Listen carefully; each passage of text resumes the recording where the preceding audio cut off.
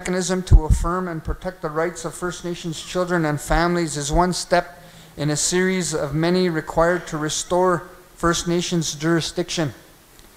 First Nations getting involved in the next steps of carrying out the AMC Canada MOU on children and families is what will make reasserting First Nations jurisdiction in our area a success.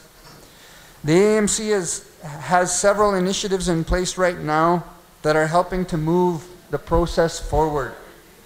The following slides will explain all the work done on the AMC Canada MOU to date. So, the Steering Committee for Restoration of First Nations Jurisdiction over Child and Family Matters. In July, the AMC Women's Council invited 11 elders and knowledge keepers from the 5 nations and language groups in Manitoba to be members of a steering committee on First Nations law on children and families. Steering committee members carry the experience we required to assist in drafting our federal legislation. Going forward, they will also lend their knowledge and provide direction on the work for the 5 family law templates. Currently, there are 5 members on the steering committee with a potential 3 additional members. To date, they have met twice. Next slide. Restoration of First Nations Jurisdiction on Child and Families Forum. As part of the broader work towards First Nations jurisdiction, the AMC and the Public Interest Law Center collaborated on an innovative project which aims to revitalizing and codifying First Nations laws relating to families and children. The 2-year project's proposed activities include several phases of community visits to gather traditional family knowledge. The first phase took place at the University of Winnipeg on August 16, 2018, where both AMC and PILC hosted a restoration of First Nations jurisdiction of Children and Families Forum.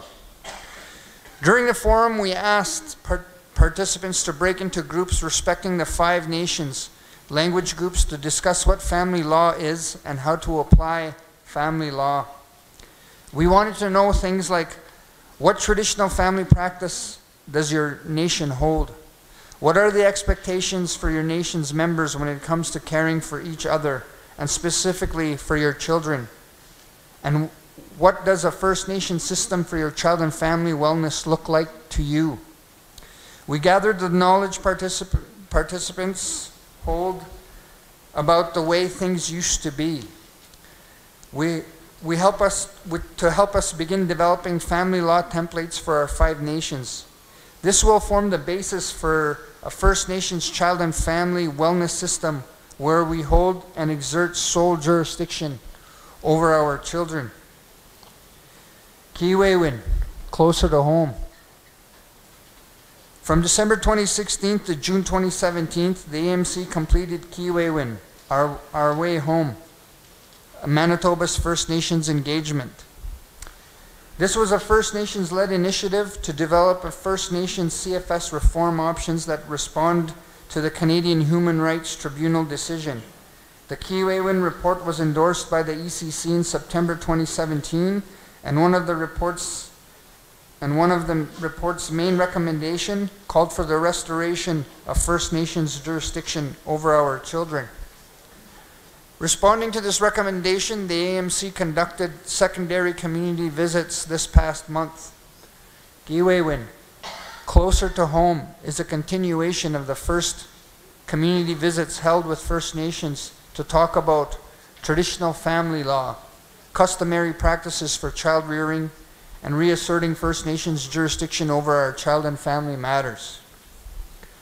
The findings from the community visits are compiled in a report that will be presented to the Chiefs in Assembly.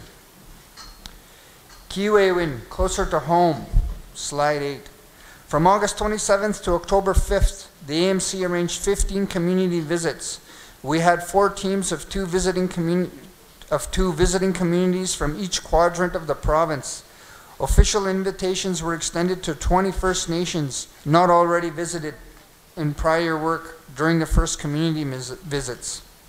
Some of the feedback included hearing Thank you for staying in the community after the meeting when all others leave so quickly. This is why we're doing this work. Our relations living on reserve and off reserve, for that matter, deserve the care and attention. So slide 9, the draft legislation. Information that helped inform the draft federal legislation included a whole library of AMC's work from the past 30 years. All items listed here have one common recommendation: pursuing the jurisdiction over our own child and family wellness matters. The AMC reports listed were all informed by grassroots citizens and leadership.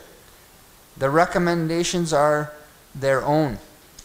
It's clear from the recommendations that the provincial system doesn't benefit First Nations. We really need our own systems and our own laws. So the federal legislation review. As you can see from the slide graphic, this draft federal legislation went through a multiple-step review process. After each review, changes were incorporated into the current draft that you will be reviewing today. The title of the document is Bringing Our Children Home Act. The title, a reflection of the AMC's Bringing Our Children Home report, a report written to document the failures of the current provincial CFS system. The first draft of the legislation was finished on September 24th, but before anyone reviewed it, a pipe and water ceremony was conducted, followed by a sweat and feast. We started this process off in a good way. We held a series of meetings to review the draft, starting with an internal meeting on September 25th. On October 4th, the Elders Council reviewed the full draft of the legislation and provided their feedback and recommendations.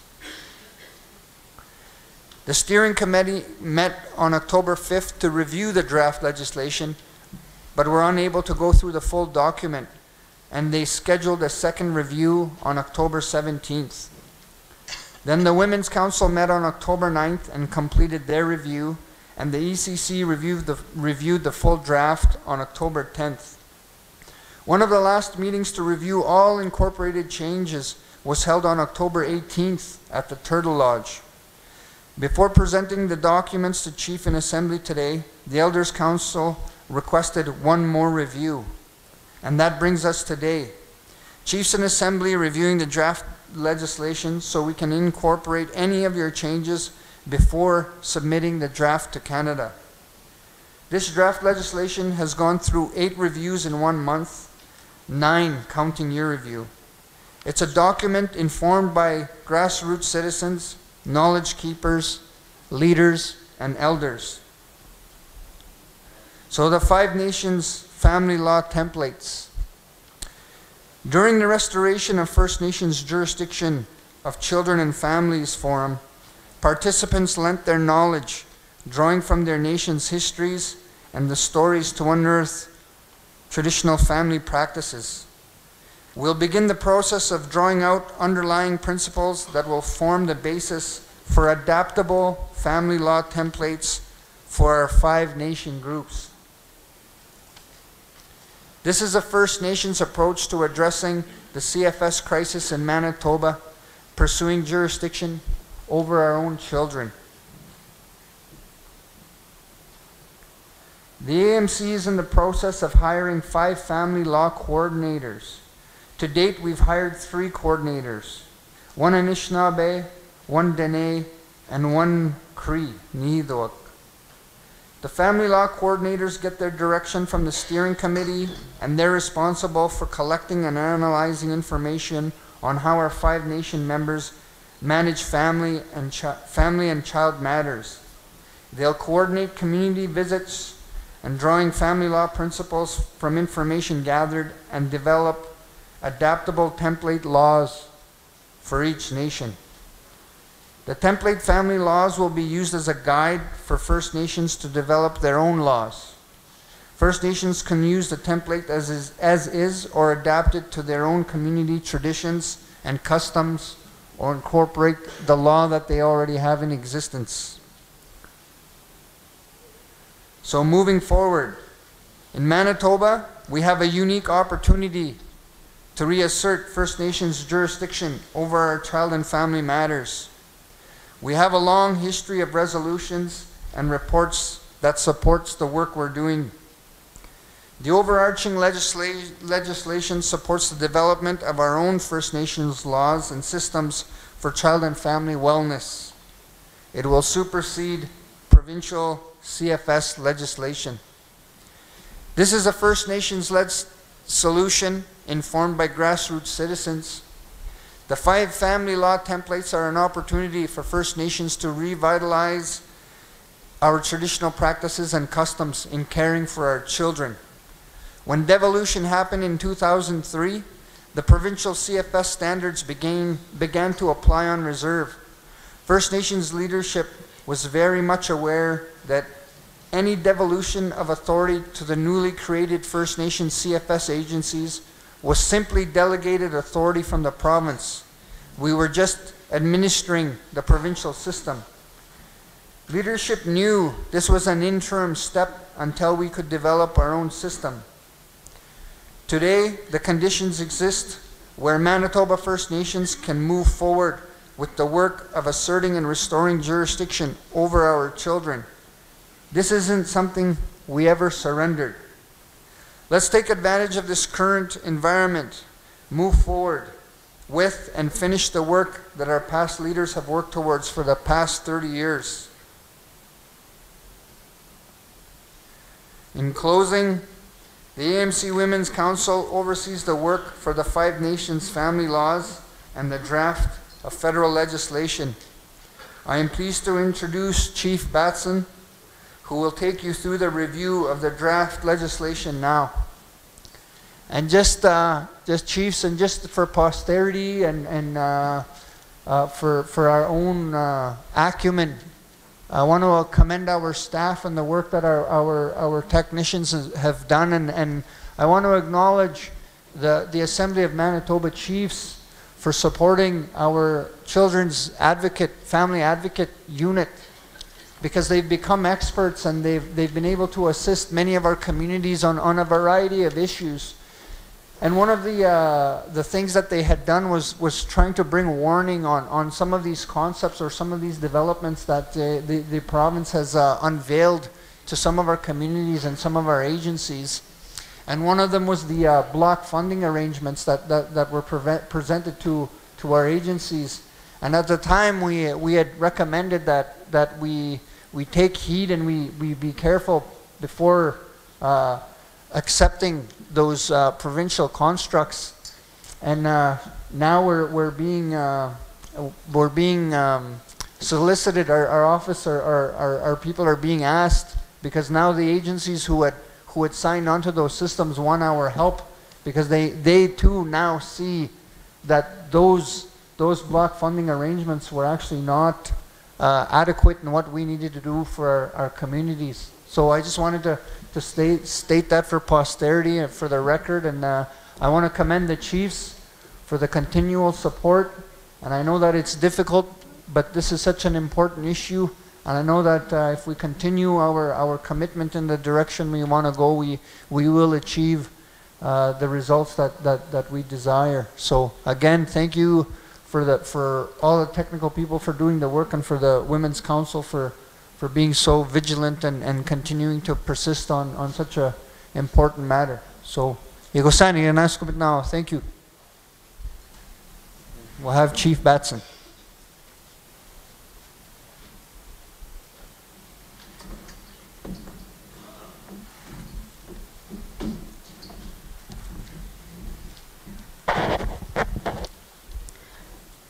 Good afternoon, everyone. I just wanted to bring greetings forward for the elders that are here, chiefs, grand chief. Thank you for the introduction, regional chief, proxies, staff, and guests. My name is Chief Karen Batson. I'm from Pine Creek First Nation, and I'm honored to be able to do this short presentation today on the Bringing Our Children Home Act. So in your packages, you have the package or the act itself, and it's quite a thick document, so if you want to look through that, but I'm just going to be providing a quick summary. of the main areas of the Act. So, on behalf of the AMC Women's Council, I'm here to present to the Assembly a drafted law, our own law that was put together with the guidance and advice of our AMC Elders Council. Am I too close to this thing? Is that good? Okay. So the AMC Elders Council, AMC Steering Committee, the AMC Women's Council, AMC and First Nations Family Advocate Office staff and technicians. This draft law was developed through ceremony and with the main focus of what our children mean to us based on our own original laws, practices, and way of life. We must reaffirm that we have never given up the responsibility of maintaining, protecting, and stabilizing the well-being of our children, families, and our nations. In Manitoba, we have raised with the Crown and Canada the epidemic of child apprehension in many situations, right from our mothers giving birth and the continuing assimilation and genocide of our original identities. This is for your slideshow. Oh. No, not yet. We have a window of opportunity to reclaim, practice, and promote the responsibility of our children, families, and nations when it comes to helping keep our children within our nations, within their original families, and being raised according to their own way of life, which is their inherent human right that is further protected through treaties. This draft law may help us to move in this direction, and now we will provide the summary of the drafted law for your consideration. So I'll just be going over each of the sections very briefly, and you can follow along in, with the information you have. Part 1, our root foundations, is our opening statement, and it relates to the importance of what our children mean to us, that they are all sacred and gifted to us from Creator. We also identify our origins as the Red Nation through our creation stories. The elders wanted to ensure that this is known, that it is time for us to reawaken the spirit of our people, and most especially our children, by reclaiming, practicing, and promoting our original way of life through our collective sovereignty and jurisdiction. The steering committee recommended we ensure that our story, our history, is expressed and shared in the draft law where possible. Part 2, jurisdiction, understanding, and purpose. This section of the draft law outlines the ultimate purpose of our law, which is to reclaim our jurisdiction and responsibility of our children and our families, regardless of where they are situated or reside, or have established a connection to our nations through family or ancestral ties. This means we will ensure we carry out our jurisdiction and responsibility both for on and off reserve. The definition and interpretation sections address what a child and a family is to us, among other definitions. As well, should there be any inconsistencies that surface regarding our draft law, once the draft law becomes law, our law will be the standing law over federal or provincial jurisdiction, should there be any inconsistency or conflicting of laws. Part 3, lawmaking. This section addresses the approval of additional laws created by individual nations, which would require participation and approval by the citizens of the respective nation. Publication of laws for access by citizen members would be required as necessary. The Elders Council recommended a protections and preservation of laws section to be included to ensure that Canada or the province of Manitoba cannot do away with our law, this law, and other laws once they are in place. Part 4, well-being of the child and family. This section speaks to the rights of our children and families in that they are to receive their basic human needs of shelter, clothing, clean water, and healthy food, as well as nurturing and love. Additionally, it will include assistance or provision of services to maintain a child's needs and to sustain the family unit in a fair and equitable manner. Part 5 relates to financial management, accountability, and administration. This section addresses financial accountability, administration, and information management and transfer for when the funding is directly transferred from Canada to the respective nations, with a process that will be mutually acceptable and agreed upon.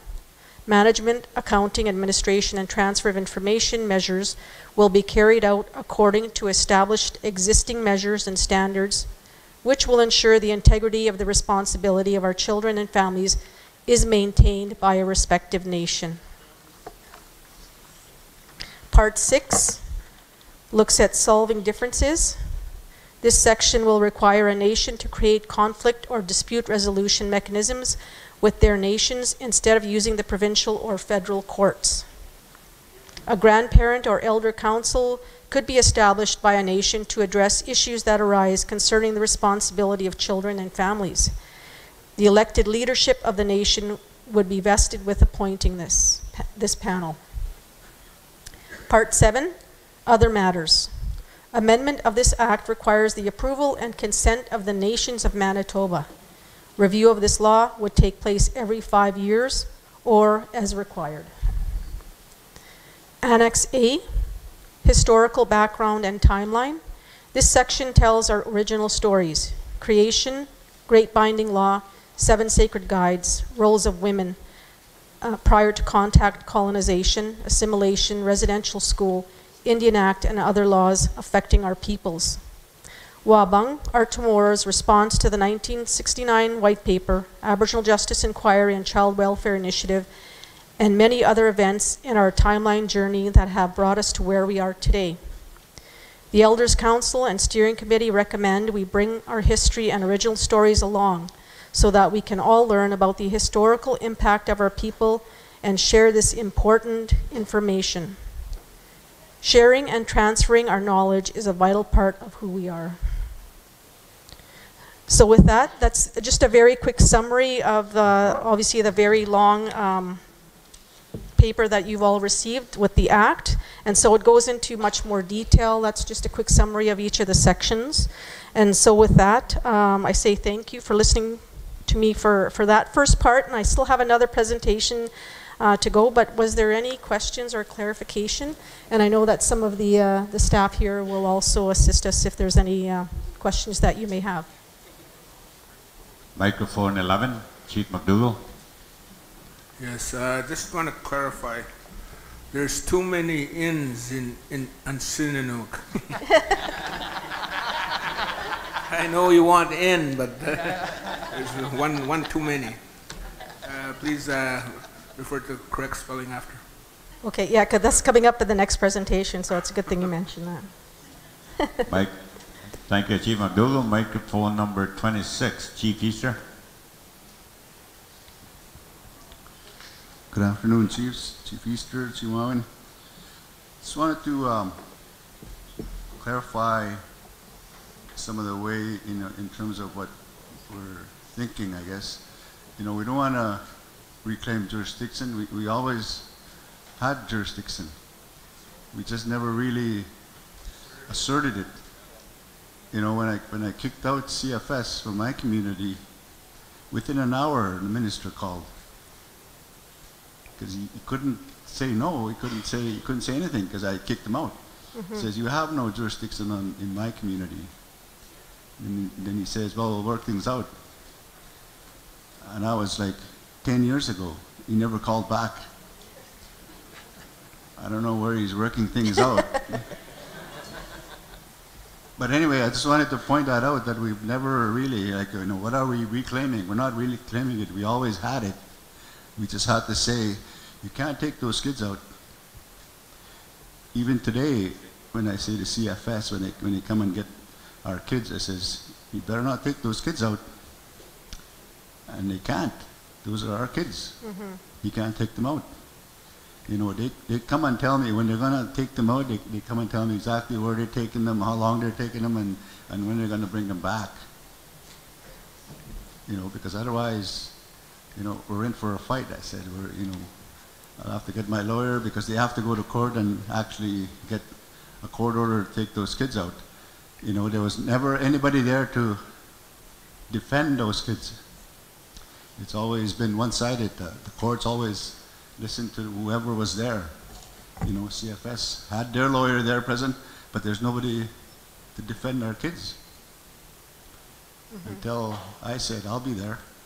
And they I've never had to go to court yet, and I don't know if they don't want to take that chance, I guess, but I think we have the jurisdiction there, and also the kids always have to be, not that because they have to be safe, but they think that they think they should be safe. As soon as you take kids away, they're not feeling safe anymore. So they're thinking it has to be safe as well. So I think those are the things that I wanted to, input into this. Okay. The other thing is that, this law, it's a provincial law or a federal law? It'd be federal. It's a federal law, and they would support our laws, right? Mm-hmm. Is that how this is being framed? Okay. Yep. Just wanted to understand that. Thanks. Yep. So yeah, I guess we'll just take note of that then. That's something we can add. Thanks. Thank you, Thank you. Chief Easter. Any further questions for Chief Batson? I had a question for you. He's talking about this, right? Did you want to amend or reword the call for the restoration? Were you referring to the resolution or just specifically to? Oh, okay. I was looking at Okay. the 1, 2, 3, 4th whereas there, Chief Easter, where it says a call for the restoration of First Nations jurisdiction. Did you want to change the wording there? Did you want it to be reaffirmed? Reaffirming? If we don't change it, you want to change it there, Marcel? So you'd like it to say reaffirming? Reaffirming. Okay. Acknowledging, or what would you prefer? What do you think? They always have the jurisdiction, So maybe reaffirming then. Yeah. Okay. Mike 24, Chief Bone. I'm taking. Thank you, Chief Bowen Kiskonen. My two questions, I guess. One is was similar to one that was already asked about being this being a federal law. So is the intent to ask the federal government to pass this legislation for us? And along with that question is, when we do that, so that is the last person at the end of the day responsible for this legislation? Will it be a federal minister, or will it be us? Yes. The other question I have is like, this is the first time we're reviewing it. So aside from, is there an additional time frame that we're going to be given to review this? The reason I'm asking is that we're having a conversation at the Treaty 2 level on the passing laws Would they be given? similar to this process. And so I wanted to find out as to, well, in terms of timing, as to be able to say, okay, to our groups, let's take a look at this. Because we've just passed, yesterday I was making reference to a lawmaking council that we are creating in Treaty 2 to look at the development of this kind of work, or and then I guess now to review this kind of work. So when is your meeting happening, Treaty 2? Pardon me? When is the Treaty 2 meeting happening? Are you looking at this issue already? Yes. Okay. We're in the because, process. yeah. We're in the process of it right now. Okay, so just consulting with some of the technicians and the staff, and I guess there is sort of a tight deadline that we're trying to meet, so it'd be like 2 to 3 weeks. What's the deadline? Like 2 to 3 weeks. 2 to 3 weeks. Okay. Yeah. So is that something that you guys would be able to have your meeting? Yeah.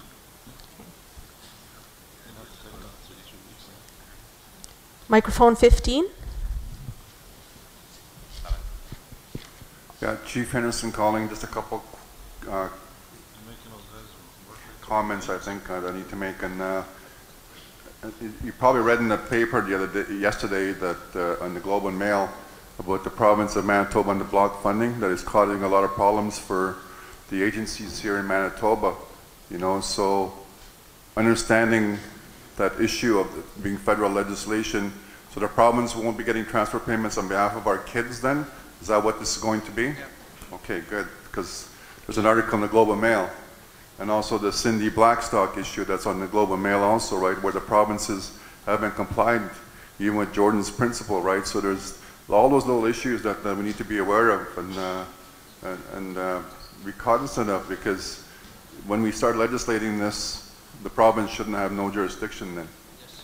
And of course our community is involved in the whole process law already about developing our own laws, we'll model something like this, right? And make sure it's in line. So there'll be all those little things that we need to be careful with, but you know, it'll come to our community also. Right. Yeah, thank you. Microphone 11, I think. Yes, Chief McDougall, St. Teresa Point. I have sometimes quite a debate with myself what's happening here. Because the simple word of reaffirming for me doesn't even quite cut it. We have to affirm it, saying it's there. This is what we're saying, right? If that's what you want to do. And at the same time, I think we need to be careful of co-development of law. When we look at co-development of like for instance, education funding, you know, that's program, that's that area, right? Program and implementation of services. But when you start looking at lawmaking, for me, I would have to look at what's happening in the senior government lawmaking process back home. Because my elders back in, you know, 1990 declared, as some of the chiefs around the table have said, nobody's going to come into my territory and tell me what to do, right? Which is true, I support that too. But at the same time, being independent doesn't mean isolation. We have to be able to work collaboratively. What's the best scenario for our children? So, having said that, I feel that when do we blow life into this law from our side? Because I'd like to see something happening from here saying that this is our law. I know we're doing research, but like I'm saying, the act of saying this is it right here and telling the government this is how we do things on our jurisdiction, and you guys do what you need to do there to support this, which is maybe 3 readings in the House of Commons, 3 readings in the Senate, and royal assent. Okay, that's your law, but it's going to combine with ours so that for the best for our children. I'm not trying to take an adversarial approach either when we do this, but we have to, I guess, not dictate, but kind of work with them to co-develop this so that it's more meaningful and it's effective. And I guess the reason why I'm stating this is a red flag goes up, caveat saying, okay, we're going to give us all this research, beautiful research that you have done, which I acknowledge, thank you. That's great work. But are you just going to give it over to the government and say, now it's yours, to make it into your own law? I don't know what the answer is myself, that's why I'm throwing it out here as well. We need to have another mechanism to say, Assembly of Manitoba Chiefs say, this is our law here, right? And, okay, you guys, how are you going to help us as nation to nation? Right? This is, that's my point. I hope you can understand what I'm saying. But I'm not trying to throw a monkey wrench into this whole thing, but I'm just offering food for thought here. Okay, what's going on? Because ultimately, even from St. Teresa, when I say St. Teresa Point, I have to consult with Garden Hill, Wasegamak, and Red Sucker. Garden Hill is here, by the way, and say so what do we do here, right? So is this it? Is that we're going to move forward with, or do we want to do something more that could be more meaningful to our own children, right? So that it might be the same in other communities or other First Nations, but just to state it coming from there is what I'm saying. So I'm just asking a question here. Is there another step in the process? Or is it just only resolutions that are making... Well, there will be a resolution forthcoming in regards to this, but also there is another part, like the second part of the presentation is on restoring inherent family laws. And so part of that is consultation with the 5 groups within Manitoba. And so there is consultation there with... Also, what happened was when the group was going to come, Yeah. everybody says they came to our council chamber and they were going like this with the document. Do we share this? Because they don't know where it's going to go, right? So I think that was the problem, or the challenge was, where is it going to end up, right? This whole process. So I don't know, because I wasn't at the meeting, so I don't know to what extent the information was shared, right? So I just wanted to bring that to your notice. But we do support this as well. Great work, right? Okay. I don't know. Did you have anything else you wanted to add to that? Thank you, Chief McDougall. I think Okay, and maybe, sorry, who was speaking? We have actually Lori Thompson who can come up here and maybe answer some of those questions as to the process and how this act came to be, and if you have specific things about it, and I guess the process moving forward. So, Lori? Bonjour. Good afternoon. My name is Lori Thompson, and I'm the very honored and humbled Anishinaabe Kwed that's helped put the words of this act together for our nations of Manitoba. So if I could just provide an explanation from my perspective as I know it to be. This first draft legislation are kind of like our divorce papers, saying, Canada, you've been transferring our responsibility over our children and our families to the province all these years. Well, now we're ready to take that back. That's what this law is all about. It's the overarching umbrella of all nations in Manitoba stating we're taking back jurisdiction over the responsibility of our children, but not only our children, our families, that whole family base and thereby that community base. And then with this law becoming a recognized legislation that Canada recognizes, the province will no longer have that authority to delegate. That will end as well. That's part of the divorce process. And then from there, with the 5 template laws that were spoken about, those are the 5 nation template laws that each nation can choose to utilize to create your own unique nation's law, should you wish to do so. Microphone 15. Hello. Bingo. Bonjour. Just a quick question on the language of the document that was presented, Bringing Our Children Home Act. Then we put on there the name of law in the Anishinaabe. Act is Munyashuk language, so I'm just wondering if we can have a little bit of discussion on having it be Bringing Our Children Home law. We're talking about lawmaking, right? Are we talking about an act or a law? They're both.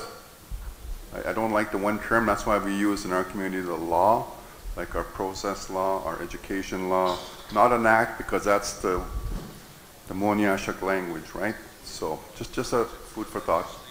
Thank you.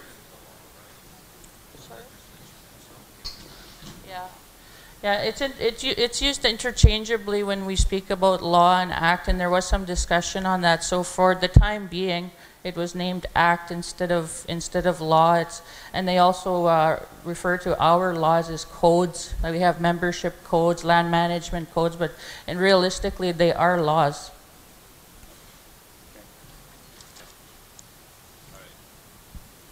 Number 4, I believe. Good afternoon, Chiefs, Grand Chief Nat, and that just to reiterate what's happening here in our region, and that it's going to be set aside what the Assembly of Manitoba Chiefs are doing aside from myself as your national portfolio holder for social development. You know that I hold the portfolio for child welfare nationally too.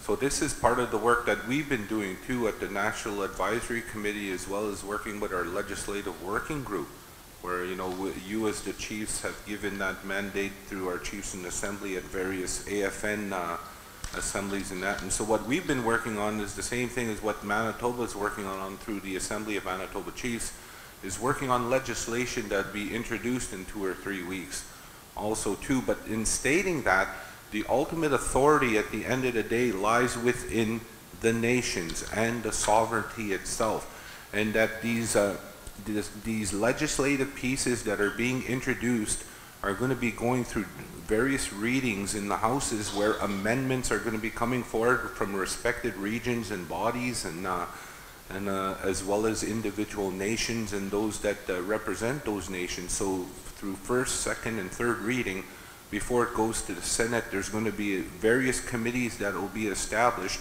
where people will come forward with presentations where if they don't agree with languages that are being introduced, they can do the amendments right there on the floor while the readings are being introduced as the legislation is being introduced in the House. So even if we do introduce that legislation, there's still a process where additions will be made, edits will be made as well, because there's going to be it's going to be a public document after that, and then obviously you as chiefs and possibly some of your own members might come forward that would say, well, I have a concern, chief, about the wording here and here, etc. We might strengthen it by using this language and that. So when we talk about legislation, when it's being introduced, we have the document here as like AMC is proceeding. So in 2 to 3 weeks, what would occur, just like with us, what we're doing at the Assembly of First Nations, is that the legislative piece in the paper will be introduced to the House once the additions are made and the edits. But that's not the say-all, be-all for you as respected chiefs that represent your individual nations, because you can come forward with an edit or to take out an omission if you're not satisfied with the language in that, because all of that could be edited and omitted during that process, during the first reading, the second reading, the third reading, before it goes to the Senate, of course, to be given royal assent before it's enacted in law. So there's a lot of protective measures in place there, chiefs, for you, for assurances that this is not going to be the final document at the beginning when you introduce the legislation, and that at the end of the day it's not going to be the final document, because it's going to be edited as long as it goes through the House. So I hope that clarifies that for you as the chiefs, and that on how the legislation would be introduced in the House of Commons and such. Thank you very much, Regional Chief Hart. I think Chief Batson is here, and Cora Morgan. Is Cora Morgan here? Yep. What we're going to do is, all this ties in with the next presentation. We do have a resolution, but I'm recommending that we don't deal with the resolution until all the particular reports regarding Child and Family Services have been completed. So we're going to go to Restoring Inherent Family Laws. The presenters, Chief Batson and Cora Morgan. But number 8, there's a lady that had her hand up there, Chief Biggity, or somebody had their hand up there, one of you guys. Chief Kennedy? Nobody? They're all pointing at each other now. Okay, Chief Kennedy, number 8. Good afternoon. I guess I just wanted to say something about this presentation. And one of the things that we've noticed is in the communities, that if we don't do anything or put out forth information in regards to our children, Canada will always have the province take over our children, and that because right now the way I see it and seeing it in the news is a foster non-Indigenous parent or guardian will have every right to take away our children. And I think the next presentation that's going to be talked on is that this will explain most of the reasons why we're trying to do this act, is to have the jurisdiction back into our communities. Thank you. Okay, thank you, Chief Kennedy. Grand Chief, you have some comments? Yes. And then that'll lead to the next presentation. Yep. So, chiefs, I just wanna add to the conversation, and I wanna reiterate the work that we're doing, and I wanna thank you all for your commitment to this initiative. I know that a lot of good work has gone into this, and this is another one of the fields where we actually have the expertise and the experts. There was education, that started, and then CFS, and so we have a lot of capable and able people to help us do this work. So I just want to give you a little bit of my experience on this topic. So when the Chiefs and Assembly wanted to go in a different direction, I was actually approached by Minister Jane Philpott, and the difficulty that the federal system has. Keep in mind, Minister Philpott went on record and said that the CFS system in this country was a, what did she call it? A humanitarian crisis. And that, we get into the division of authority, the Canadian Constitution, Section 91, 92, and all of that stuff. And the federal government is coming to Manitoba again to figure out a way to actually better the livelihood of our children and to deal with this humanitarian crisis, because they know that the status quo is not working for our children. So from the position that the Manitoba Chiefs took, asserting our jurisdiction, it creates an opportunity for the federal government to actually find a solution to tangibly change how CFS will be administered, funded, overseen in this country, and that will be done through the auspices of our nations. Going back to the question that Chief Henderson had asked earlier. Now, we've received that commitment from the federal government to come up with our Manitoba-made model as to how we want to approach this issue. And with the work that the Women's Council has done, doing the engagements and the visits to the communities, compiling all of the 30 years worth of work that we've been doing on this issue, we have that opportunity to truly, again, Manitoba will be the example, will set the precedent on how we will change how the law works. The way that I see it is that we are not prescribing to a federal system. The federal system is actually, again, asking us to help them with their difficulties that they have. They're actually relying upon our jurisdiction and our authority in figuring out a way to help them achieve the goals that they want. So, in a nutshell, that's sort of the opportunity we have here today. It goes again to enhancing and ensuring that the sovereignty and the jurisdiction of our nations are acknowledged, and asserted. And this is the opportunity we have before us. And I know that time is of the essence, but we have done a lot of the good work, and we have to continue to work together on this issue, because if we don't take that opportunity, I don't want anyone other than ourselves directing how we will look after our children. I don't want the provincial government doing it. I don't want the AFN itself coming up with a concept that's not of our own. And we have that unique opportunity here today at the request of the minister. And it's, again, Chiefs, it's because of the position that the Manitoba Chiefs had taken that other regions have sort of followed that leadership that came from this table and have created other conversations that other regions want to do. So please keep that in mind as we have this discussion, and it's actually a great opportunity for us to assert what we've all been saying here for the past couple of days, and that we do have a commitment from the federal government to do this, and the time is here, the time is now, and I think we should take that opportunity. So I just wanted to add that to the discussion, Chief. Siguse, can I ask commit now?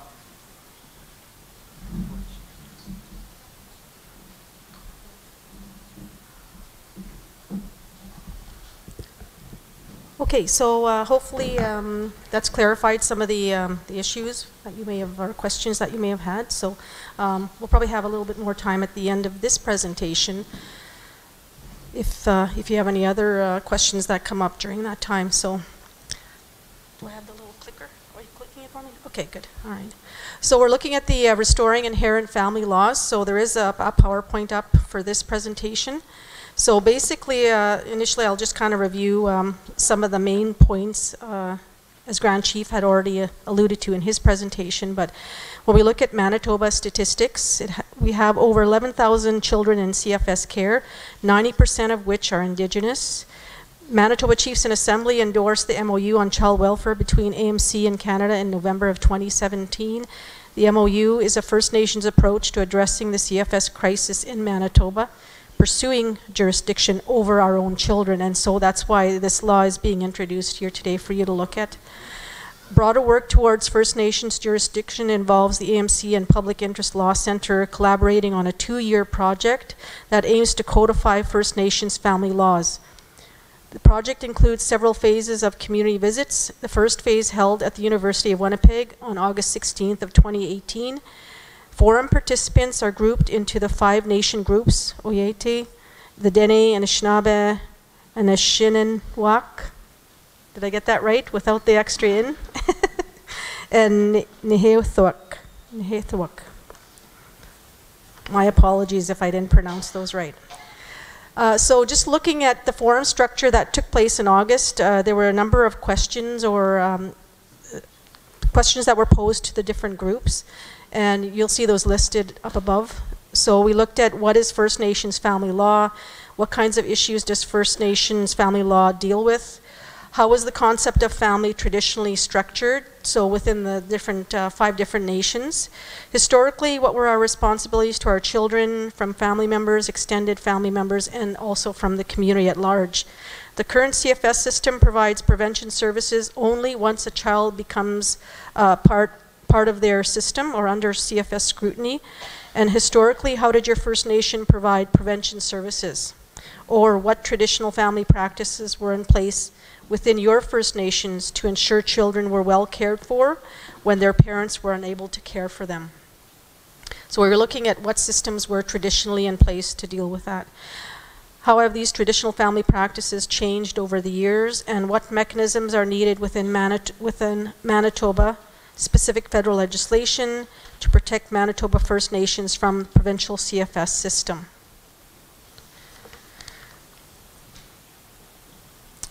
So shared knowledge, addressing the humanitarian crisis caused by the overrepresentation of First Nations children in Manitoba's child welfare system requires a First Nation-led solutions informed by First Nation leadership and grassroots citizens.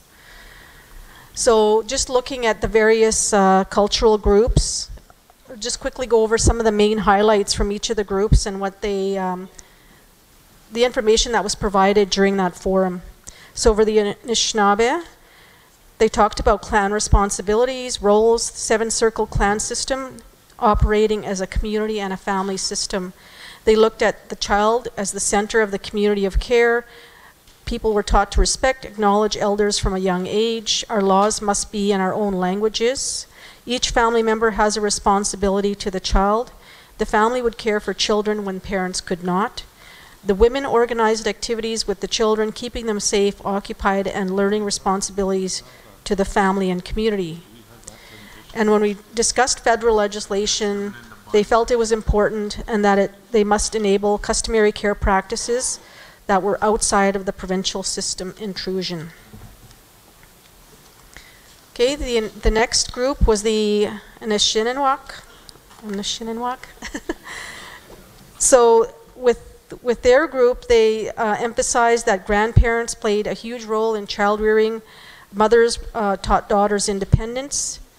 Cousins were considered siblings. The CFS system broke the community by removing children and placing them in non-Indigenous homes. Participants agreed that this was a positive step if federal government was to recognize First Nations family law in Manitoba, and that parents require a Kinder First Nations system. The Dene group, their main points that they brought forward were that everyone had a responsibility to take care of their children. It was to be based on a First Nations system that was based on traditional practices, to stop apprehending babies from the hospital, so newborn apprehensions, to work with mothers to prevent CFS involvement, and that they felt that cultural identity was very important. Nehethawak group, some of the main highlights that they brought forward from their group was the Cree concept of family had broader linkages to the larger community. Family law means everyone in the community has a responsibility to care for one another and to help raise the children. In Cree, the family is a place of beauty. Minisiwin, our traditional laws protect children because everyone plays a role in their lives. The authority must stay within the community and within the family. They felt that, again, that language is important in applying family law. Knowledge must come from our own belief systems. Law is a Western term that is prescriptive and punitive, while our laws should empower, nurture, and teach. And to look at developing our own standards and regulations, the current CFS policies are too restrictive, unrealistic for First Nations lives and communities. The Oyate, or Dakota people, felt that natural law is unexplainable. We just know it. Our spirituality was never forgotten. Biological mother's sisters were considered to be second mothers. The dad's brothers were second dads. The dad's sisters were aunties and mom's brothers were uncles. All made sure that the children were never alone and that they were cared for. When parents were unable to care for their children, a grandmother was always the first to take the child. And if unavailable, then the next closest relative would take the child.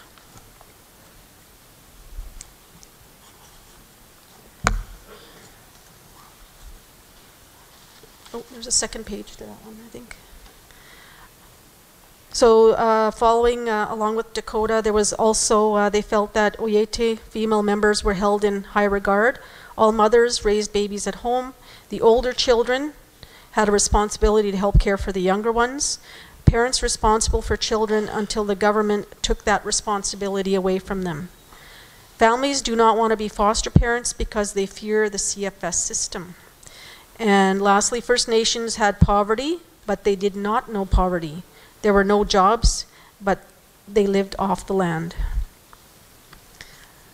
So overall, the findings for the forum were that basically the current provincial CFS system is not working for First Nations, and I'm sure that we can all attest to that and agree on that point. The system focuses on apprehending and removing children from families and communities, and there is support for a Manitoba-specific legislation that empowers families by incorporating First Nations values, beliefs, and traditions. And nation groups identified the need to go back to traditional governance structures of kinship care and clan systems. And legislation must be written in our 5 nations languages. So going forward, there's a 5 First Nations family law work plan. Context and principles of Canada MOU and the work plan for families and children are carried through the 5 First Nations family law work plan. The scope of work for the First Nations family law work plan is as follows. So work related to children and families is sacred work. The 5 nation family law coordinators will complete the work plan as identified. Implement changes which reflect communities' customary traditional practices so that each community is able to customize their law. Incorporate communities' customary practices and developments of First Nations customary code by utilizing any necessary supplementary information, documents, research, and/or direct communication. As far as ongoing work, the 5 independent work plans fit into the overall work plan as identified. It's very specific to each cultural group, traditions, language, as the ones that were just, the 5 that were just identified. The dates, locations, responsibility, and deliverables of community visits will be added to the overall work plan.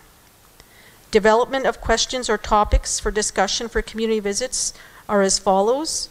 So they'll be looking at things like preservation, prevention, protection, intervention, permanency, planning, adoptions, legal versus traditional, customary and kinship care, repatriation plan, reunification, and cultural appropriateness.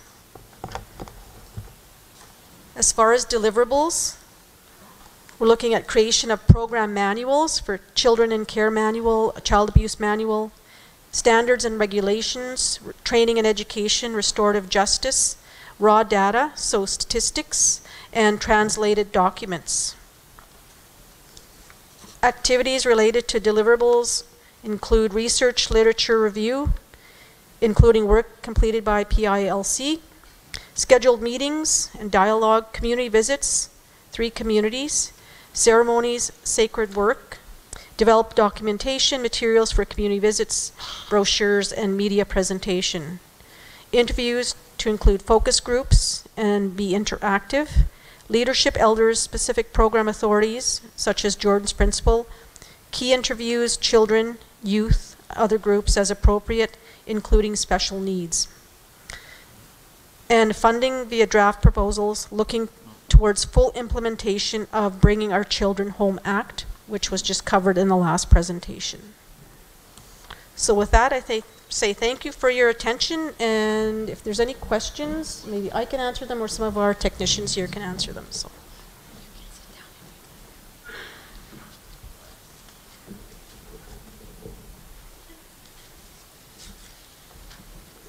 Are there any questions for Chief Batson? Seeing none. That was our last agenda item, but we do have some resolutions on the floor.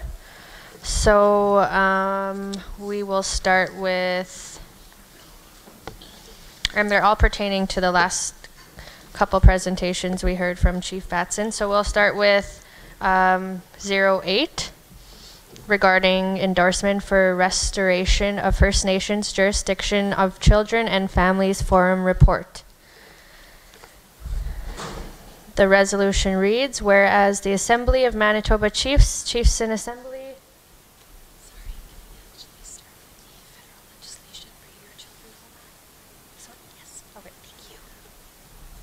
Sorry, I got direction from the resolutions table. We'll actually start with resolution 10. 10, regarding support for the Bringing Our Children Home Act, Manitoba-specific federal legislation for children and families. The resolution reads, whereas the Assembly of Manitoba Chiefs has 30 years of resolutions regarding child and family matters, specifically for the support of First Nations people to have complete jurisdiction over child and family matters regardless of residency of their membership, and whereas in 2014, the AMC explored the child welfare system from the perspective of First Nations people who dealt directly with the child and family services in the Bringing Our Children Home report, it recommends a transition to a First Nations system for child and family services to focus on a model of care based on prevention. And whereas from December 2016 to June 2017, the AMC began Kiwewin, Our Way Home, Manitoba's First Nations engagement on child and family services, a First Nations-led initiative to develop First Nations child and family services program reform options, and for the implementation of Jordan's Principle that responds to the Canadian Human Rights Tribunal decision.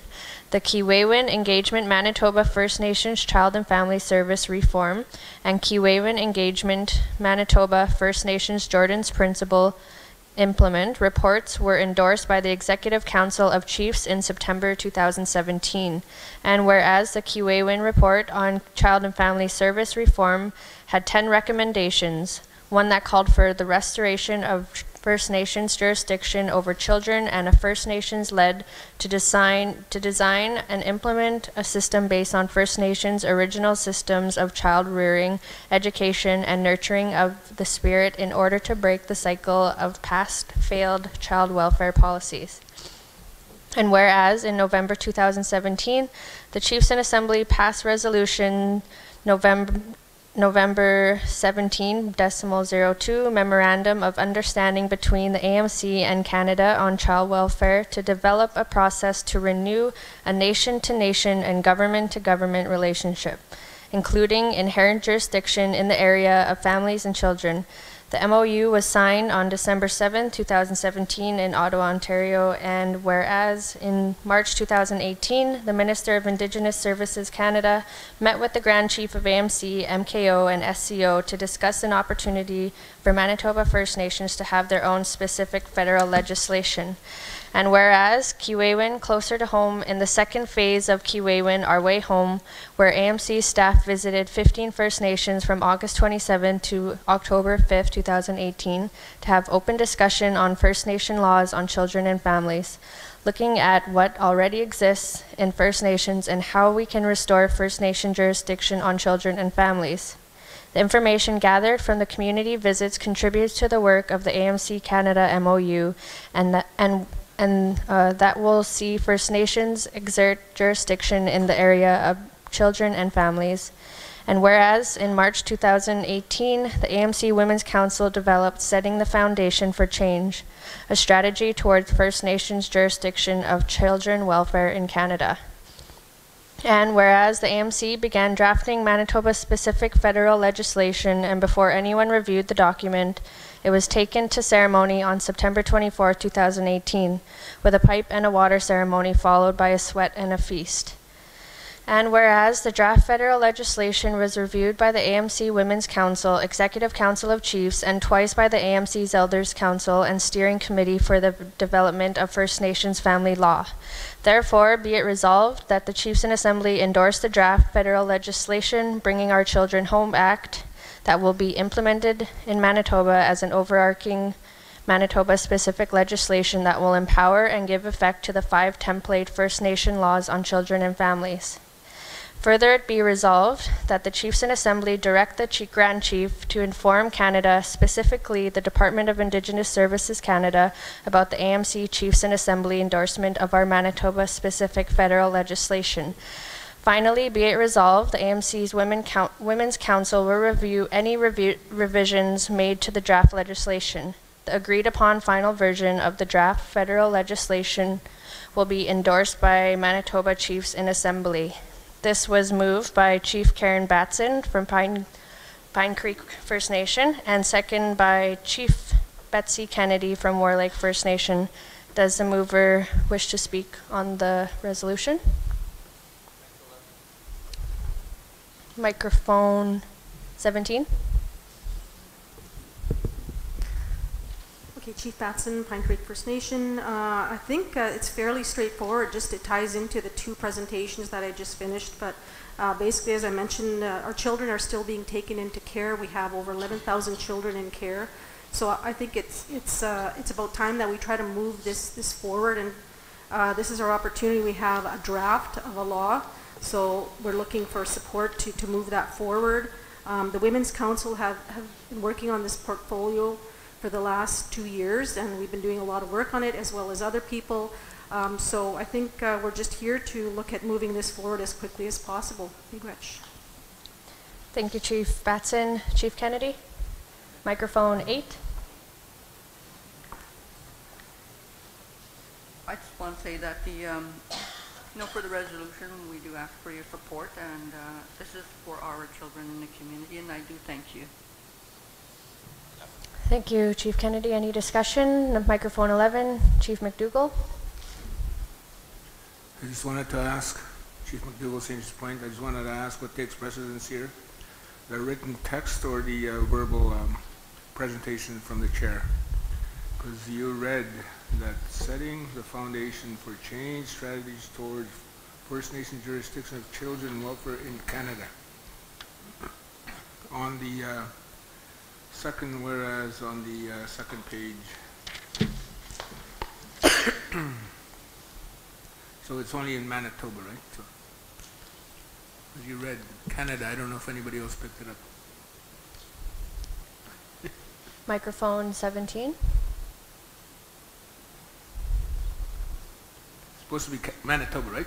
Oh, sorry. He just wanted clarification Yes, whether it was. yes, Manitoba. Because she read Canada. She read Canada? Yeah.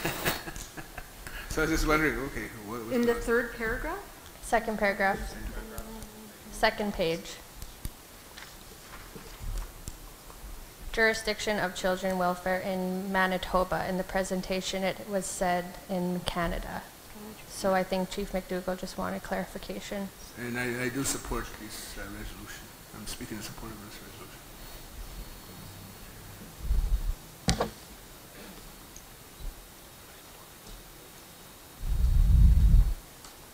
So let the record show that it is in Manitoba. Microphone 24, Yes. Chief Bone. Thank you, Chief Bone Tisconan. At this point, I have to voice, I'm not sure if I'm going to abstain or vote against the resolution, and I want to explain. And it's in due respect to the ceremonies that have taken place along with all of this work. But we've also conducted our ceremony and our, within our discussions at Treaty 2. And on June the 12th, I think it's June the 12th, a resolution was passed conducting ourselves to become the government for our area. There was 9 reserves that are involved at that time and present. And what we set out to do was to work on our governance, or being the government for not only our specific reserves, but the region within the treaty area. And we did that with all of the proper protocols that we understood in getting back to the exercising our ability to make law. So we began that process, and Child and Family Services would be one of them. And what I would like to see, I guess, is for us to have this discussion, and that's where it'll go at our table. We now have an office in Dauphin that we can work out of in terms of having a place to conduct our governance abilities. I wanted to voice it here, so I'm not in objection to all the work, the great work that has been done over the recent past. I think we've been calling for some jurisdictional type work to begin for quite a number of years, and I've said it before that in this circle, at these tables, is that we started bringing our children home back in the late 70s, early 80s, and created the Anishinaabe, the agencies at that time. We also fell into, well, we had to, I guess, because of the urgency of our children wanting to come home as they're spread out throughout the world, and that process is beginning with the tribal councils we had started. And in our conversation those early days, we didn't have a law on child and family services, so therefore we borrowed, and we used the term, we borrowed the legislation, the provincial legislation, in order to begin the work for ourselves and thus creating the agencies. So we did that process, and the end work of that was supposed to be to do this. It's a long waited, some kind of a law. We were supposed to work on our jurisdiction, within 5 to 6 years from that time frame, starting in about 1980, 81, 82. But it didn't happen. What happened was over the past, now it's 30 years, I guess, as we got preoccupied with the condition of our communities and our children that needed protection, and thus you see the high numbers of that have been reported of the children in care as a result of reserve trauma, a residential school, the old CAS system, all of that, and you're familiar with all of that. So we're in that situation also, and we understand that. And we always understood, though, at the beginning of this in the 30 years ago, 35 years ago, that that the answer was for us to take our own responsibility and saying to be in charge of our children, to be in charge of our families, thus creating a law. But we never got to do the work on it. So just this recently now, and I'm glad to see a document finally that's come forth, you know, that we can review. But what I would ask, I guess, is if you're going to vote on a resolution, is to be mindful that at Treaty 2 we're going to be having this discussion, because we need to invite probably some of the technical people that are here to come and sit with us and have that conversation, so that we design a law specifically for the Anishinaabe that we represent as the 9 reserves that are participating in Treaty 2. And I just wanted to voice that, and it's not in opposition to the work at hand. It's just the way that we decided over the years to become a governing group that can be there when Canada says government to government. Well, we want to be one of the groups that stands up to be that government in terms of dealing with these issues. So, I thought I would point that out just at this point in time, and I know some of my colleagues have left, but we're having this conversation, you know, as we're moving, and I'm not. I know you got some time constraints in terms of as to when you want to get it done. So, but we would see this as a priority, because we've been talking about all of our laws and the development as a priority, and as I mentioned earlier, to the point where we've are trying to create, I guess, our lawmaking council within our area. So those are the comments that I wanted to make for now. Thank you, Chief Bone. Microphone 25.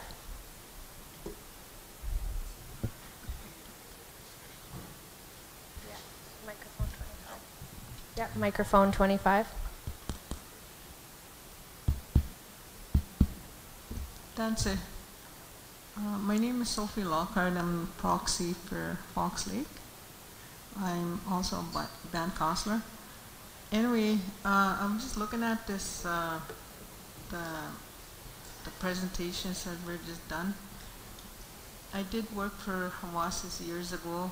This is what we used to talk about, is we should have our own laws where we can keep our children right in our communities, and we talked about having our own, like, safe house right in the community where we can hire people to go in there and look after our kids so they don't get sent out. I think it was back in the 90s too that Fox Lake said there would be no more children apprehended or taken out of the community. And I'm really happy to see that it's working. And where it says Kiwewen, coming home, we say it different in our language.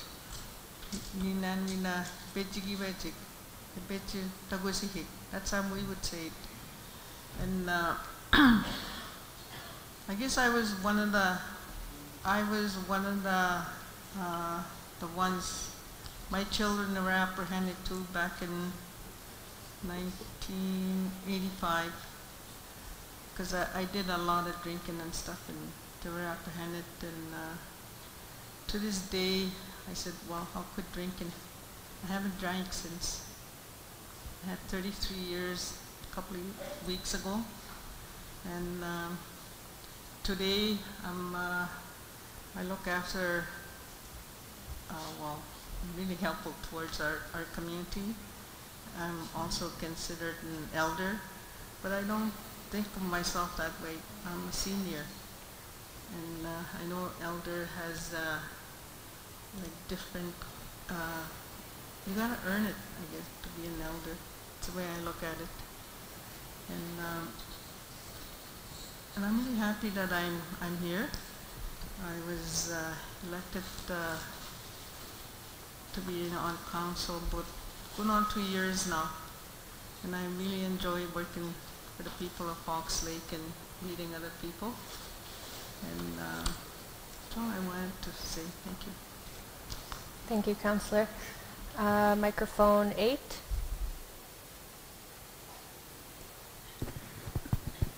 Viola Eastman, Chief of Chinook Occupied Dakota Nation. Good afternoon. I would like maybe a little bit more, to explain a little bit more about this after Chief Bone's comments there. I'd like one of the technicians, Cora Morgan, to come and speak on it, but I want to kind of say explain where this is going, because once we get this act in, for myself as a Dakota nation, I look forward to working, developing our own Dakota laws, and that's what's going to happen. It's not going to stop any Treaty 1, Treaty 2 getting together to make their own laws. This is just going to help enhance or give you more power to do that. But Cora, if you can come and speak on it, thank you.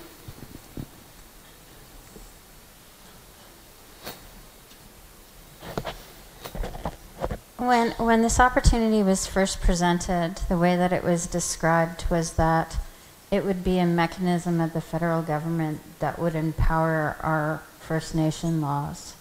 So I'm from Saging First Nation, and what would happen under this law is this federal legislation could be here at the federal government and it could be acknowledged, but it really won't do anything unless we have our own First Nation laws to be empowered.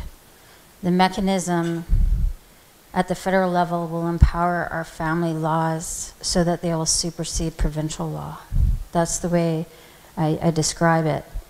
But government doesn't own our law. So if Saging has their own codes established, then that will empower those codes to be put into effect on how they care for the children and family in the community. Now, if the AMC is embarking on this five-nation family law, and so there'll be template laws for the Dene, the Cree, the Oji-Cree, the Anishinaabe, and the Dakota.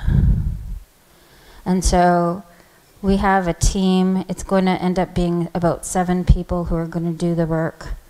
2 Cree, 2 Anishinaabe, Dene, Dakota, and Oji-Cree people that are going to be going into the communities in Manitoba and listening to the elders and citizens and leadership to hear about what guided the way they cared for each other historically.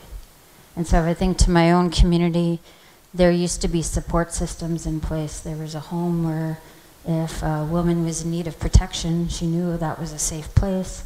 There was a couple who took care of children, so if children needed protection or nurturing or care for, the children could go there. And we had those original systems.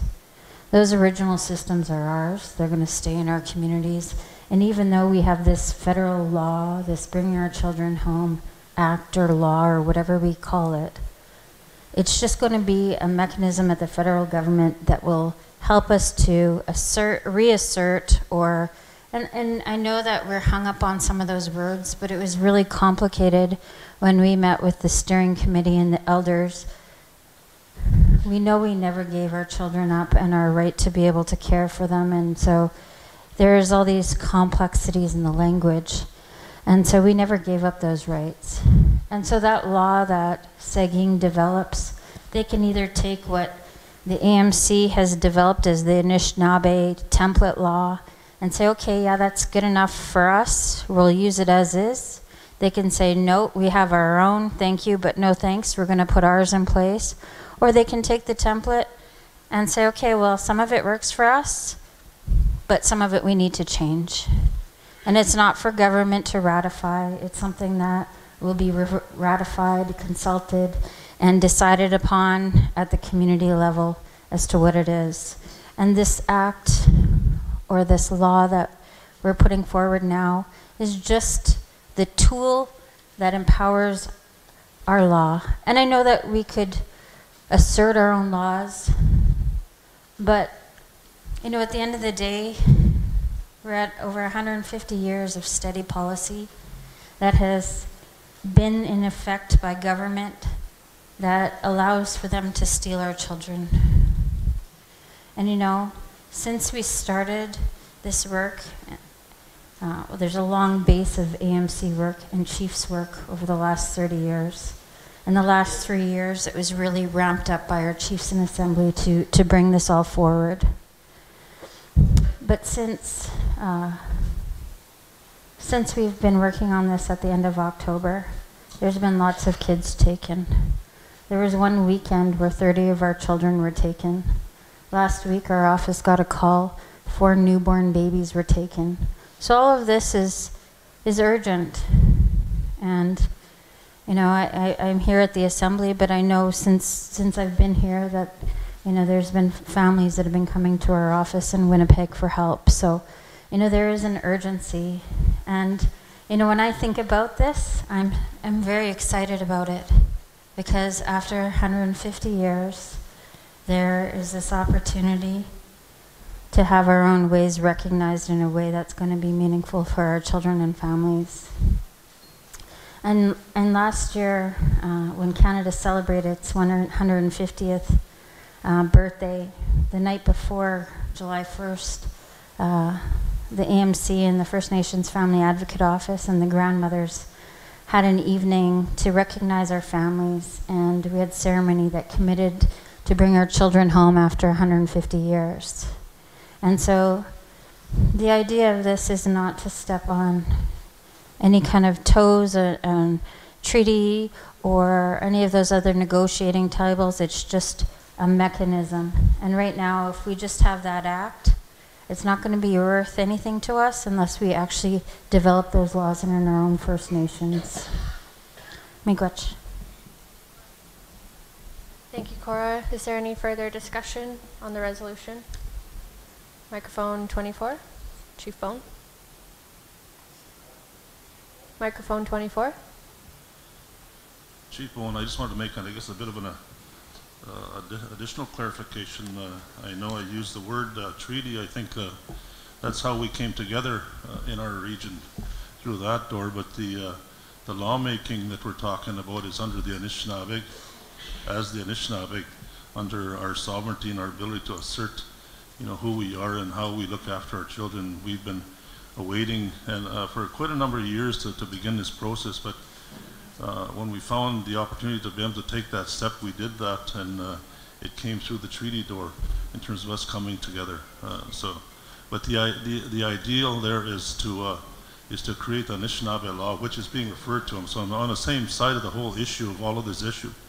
One of the difficulties I'm experiencing, though, is in our conversations over the years, is that we're borrowing. You know, when you take a position of sovereignty, in its truest sense, we borrowed provincial legislation for 35 some odd years, and we had a heck of a ride with it in terms of how we were trying to make it work for us, and it really hasn't worked that well for us.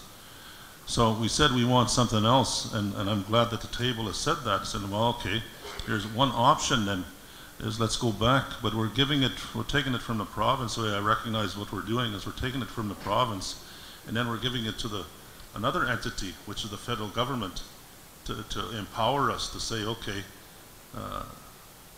but it goes against the issues of sovereignty. Like we're still going to be asking somebody for permission. At the end of the day, when we're with the province, at the end of the day, it's the minister that's responsible, legally responsible for our children. When we do this and we say, okay, we'll take it from you then, and we're going to give it to the federal government, it's going to be which minister in the federal department is going to be responsible for our children. And that's the kinds of questions that we need to come to grips with in terms of how we move forward. We understand, and I understand, that we need some kind of mechanism between ourselves and the federal government, or that nation which is calling itself Canada. But we need to first, in our view, anyways, is make that law and take that step and say, assert ourselves. Here's who we are, and here's what our law on child and family is going to be. And that's just the clarification I wanted to provide for everybody. It's not opposing the work or opposing the ceremony. It's just that the way that, you know, we're moving it from one government entity to another government. So those are the comments I wanted to make. Miigwech. Thank you, Chief Bone. Any further? Microphone 5. Hello. Nathan Ekway, Tatasqueyac. I just wanted to, I guess, add my comment from our First Nation on this item. Our chief, again, couldn't be here, and she's been part of the the process, with the KTC region, and she sits with the OASIS board. But I'm happy, for myself as a leader of our community, to see this law being implemented and considered and passed today at the AMC level, because again, it's about time that we have a law like this, being implemented to address the actual CFS impacts that occurred, throughout the 63 First Nations, and it's been affecting the families, the children, and even the community and the culture of our areas. But the thing is, I understand that all 63 leaders that we have a different perspective on how this law or act will implement the future, with the CFS and the communities, and that they have every right to do. Because, again, we always stress in our community, being a far northern community in Manitoba, it's always a challenge. It's always a difference of the climate where you live. Because you have a First Nation that resides in the north comparison to a reservation that's in the south. The resources that we have in our communities, are vary and have so much differences that really impacts the way the families are basically having to live a day-to-day basis, where that family value today in society is lost. And right now, the federal, provincial government are trying to restructure that so-called vision on how First Nation communities in Canada, even in our province here, are basically falling into that failing system of losing their children. And government doesn't understand the way we as Aboriginal people live. And right now we've been stressing that with a lot of the so-called, the ministers, deputy ministers, that this so-called system, is just another way of assimilating our people, like the way residential did. But this system, right now, really impacted us, and right now they're trying to implement a so-called structure phase where they're saying family enhancement. To me, that is not good enough. That's not a good enough message, because we all reside, we all live in our own communities where, again, we're different. And right now, to adopt a law, even an act like this, basically, to me, I understand, the importance of it, and I'm glad it's being finally addressed from the First Nation perspectives. But again, this has to come back to the First Nations after this is passed, where each of the First Nations have that opportunity to make amendment or make it a change to basically benefit their community. So today, basically, I'm with it, and again, I make recommendations to the Women's Council to basically bring it to the First Nations after, and allow us to basically see what and how it benefits our communities. Okay, thank you. Thank you, Councillor Nekwe. We'll go to microphone 15. Chief Henderson. Chief Henderson from Sagging. Thank you for the presentation. Thank you, Cora, for speaking about my community in regards to what we're doing in our community of Sagging. I know that we're looking at our own family law, and I understand what we're trying to do at this assembly is to support what you're doing in regards to the act. I think all we need to do is make sure that the federal government recognizes each community's sovereignty, is what we always talk about, and this is just support the issue of, we have so many kids in care right now, and this is an avenue where we can bring those kids home. I know in our community we have a program called Circle of Care, which is what we divert them from the court system, and we have the grandmothers come to the courts, take the kids or the children, and keep them in the community. So it's been working well, but this just adds to that, and I support the resolution. I'm like with Chief Bone, right? We're working on something differently in our community, respect what we're doing at the table, and I'm not opposing it. I may have to abstain from it because of what we're doing in our community, but I support what we're doing here as an organization. Be great. Thank you, Chief Henderson.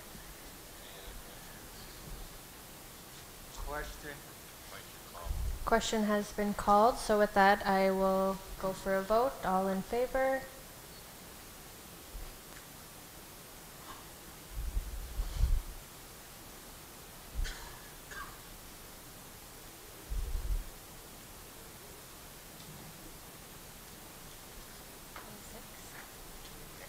Any opposed?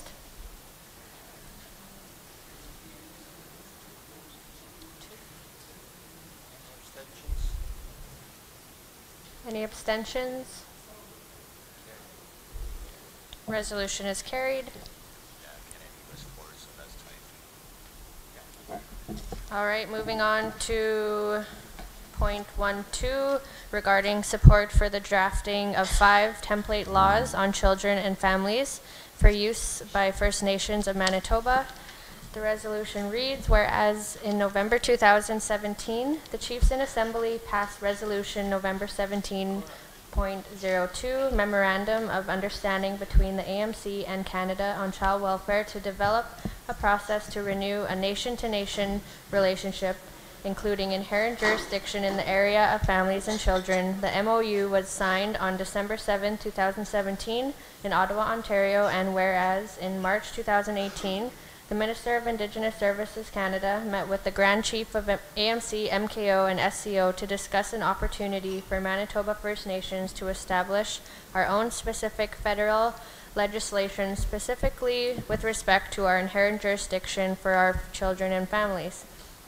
And whereas Kiwewin, closer to home, is the second phase of Kiwewin, Our Way Home, where AMC staff visited 15 First Nations from August 27th to October 8th.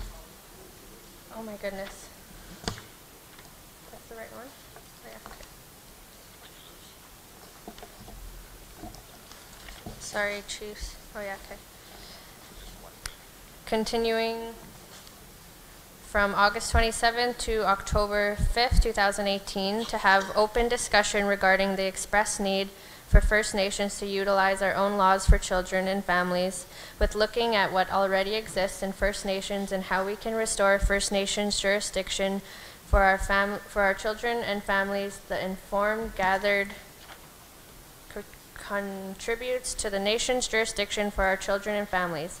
The information gathered contributes to the work of the AMC Canada MOU that will result in our First Nations reclaiming, restoring, and practicing and promoting jurisdiction over our children and families through the creation of our own laws.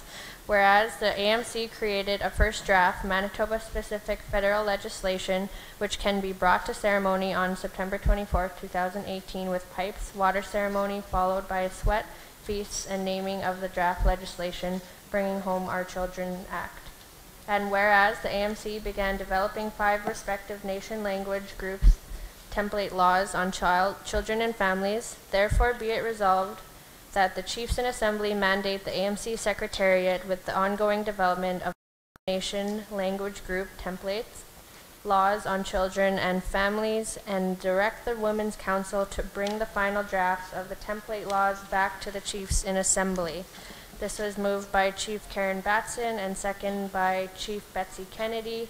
Chief Batson, do you wish to speak on the resolution? Microphone 17.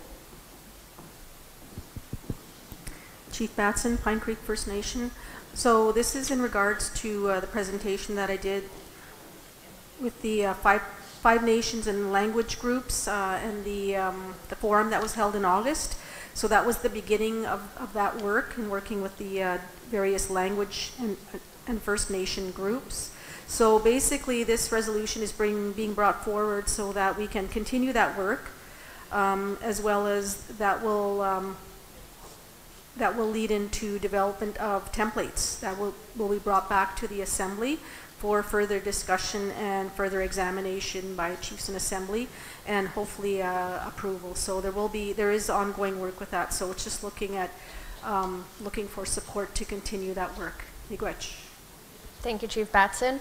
Chief Kennedy, do you wish to speak? Microphone 8.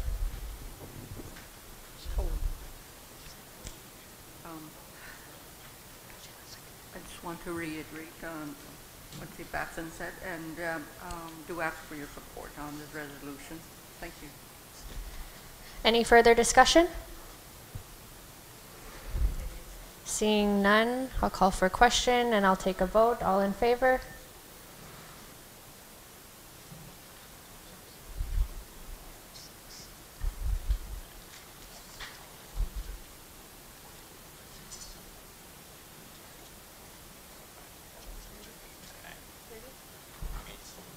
Against?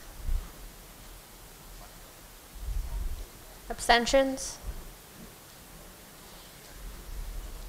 Resolution is carried. We will move on to decimal 08. Resolution. Yeah, they have been distributed. Decimal 08. Resolution regarding endorsement for restoration of First Nations jurisdiction of Children and Families Forum report. The resolution reads, whereas the Assembly of Manitoba Chiefs in Assembly endorsed a December 2017 Memorandum of Understanding on Child Welfare between the AMC and Canada that mandated the AMC Secretariat to develop a collaborative agenda, work plan, and budget to continue pursuing First Nations child welfare jurisdiction, and to reform Canada's First Nations Child and Family Services Program. And whereas the AMC and Public Interest Law Centre successfully bid on a grant from the Family Law Access to Justice Fund of the Law Foundation of Ontario for an innovative project which aims to revitalize and codify First Nation laws relating to families and children, and whereas the 2-year project's proposed activities include several phases of community visits, the information gathered will contribute to the process of drawing out underlying principles that will form the basis for adaptable template laws on children and families for our 5 nation groups. And with the first phase of a restoration of First Nations jurisdiction of Children and Families Forum hosted by AMC and PILC at the University of Winnipeg on August 16, 2018.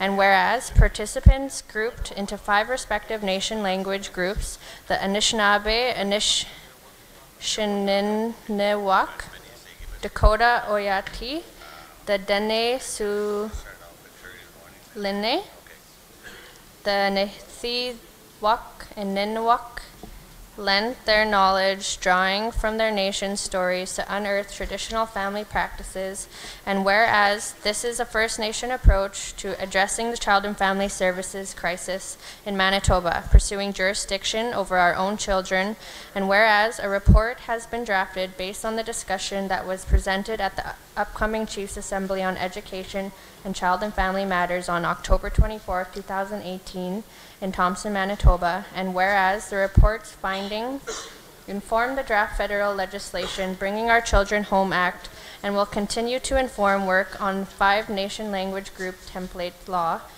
on children and families. Therefore, be it resolved that Manitoba Chiefs in Assembly endorse the restoration of First Nations jurisdiction of Children and Families Forum report. Moved by Chief Karen Batson from Prime Creek First Nation and second by Chief Deborah Smith from Broken Head Ojibwe Nation. Chief Batson, you wish to speak on microphone 17? Chief Batson, Pine Creek First Nation. So just in regards to the last resolution, which looked at the 5 nation language groups, this is the report from the August 16th, 2018 forum that was held. So everyone received this report here, and that's what the resolution is, just endorsing that report to be accepted. Miigwech. Thank you, Chief Batson. Chief Smith, do you wish to speak? No, any discussion? Seeing none, I'll call question and we'll go for a vote. All in favor?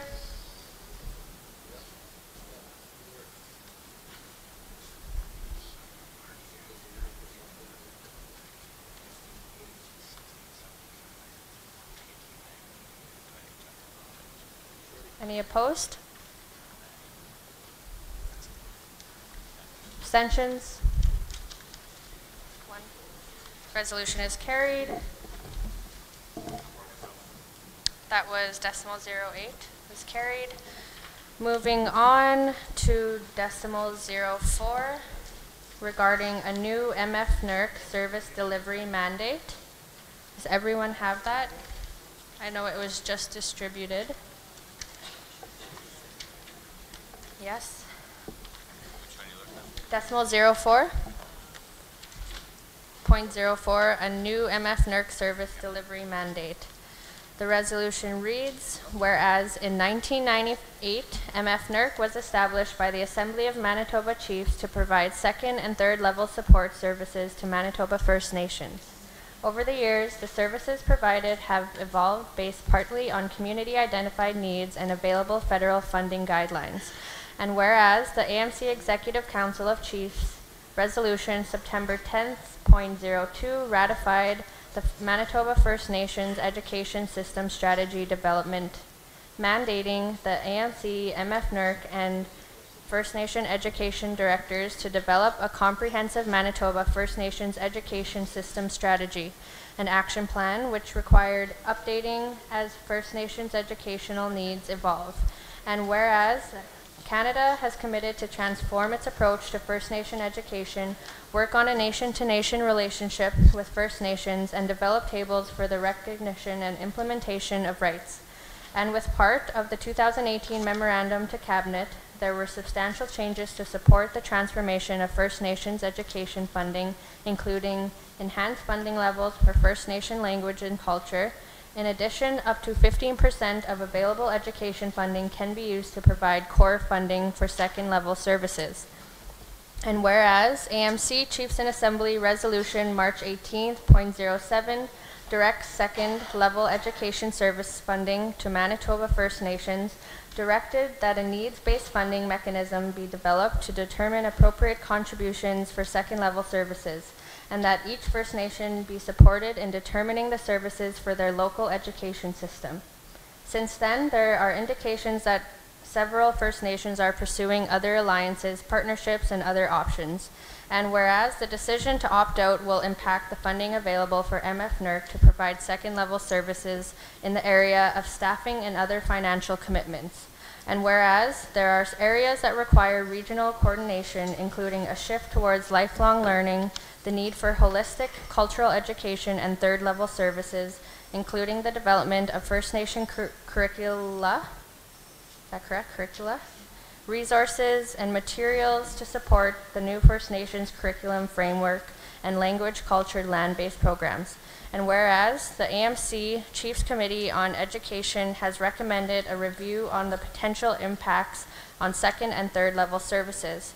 Therefore, be it resolved that the Chiefs in Assembly support the MF-NERC in completing a new strategic plan to include the following: phased-in reorganization of second and third level service delivery based on input from First Nations education directors and review of the MF-NERC needs assessment, and refocus on lifelong learning for all ages, a holistic and comprehensive First Nation education system with a focus on First Nation language and culture curriculum support materials and resources such as nation-based Manitoba Cree, Dakota, Ojibwe, Oji-Cree, and Dene histories, languages, traditions, worldviews, and protocols.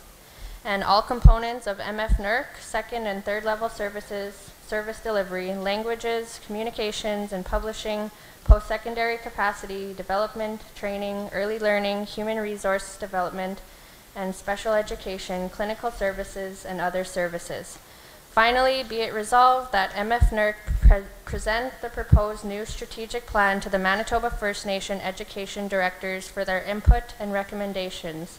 Then the AMC Chiefs Committee on Education for review, input, and direction, and then be brought to the AMC Chiefs in Assembly. This was moved by Chief David McDougall from St. Teresa Point, and second by Chief Clarence Easter. Chief McDougall, do you wish to speak on the resolution? Microphone 11. Yes, Chief McDougall, St. Teresa Point. I think the main focus for this is to review and also highlight what the services will look like, and also how it can be impacted by the changes that we're discussing. and so that the Assembly can make an informed decision. Okay, so that's basically the focus. Thank you, Chief McDougall. Chief Easter, microphone 26. Good afternoon, Chief Easter, Chimoan, Cree Nation, not First Yes, Nation. I forgot. I'm sorry. What he said.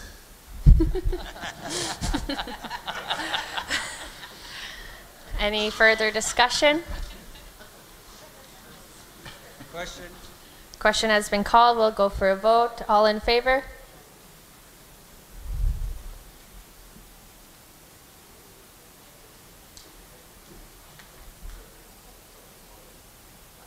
Opposed? Abstentions? Resolution is carried. That was number 4. I see that number 7 has been printed as well as number 11. I think that they are distributing them to the table now.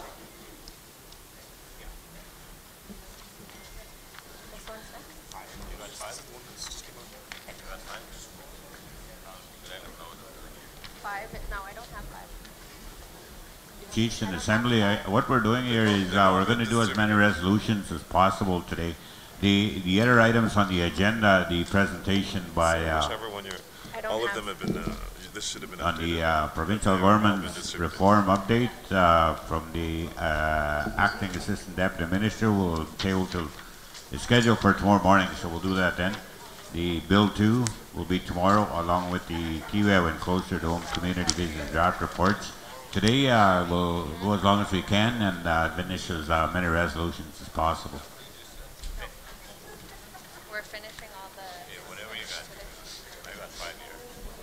So I'll ask the resolutions table if they prefer I do 5 or 6.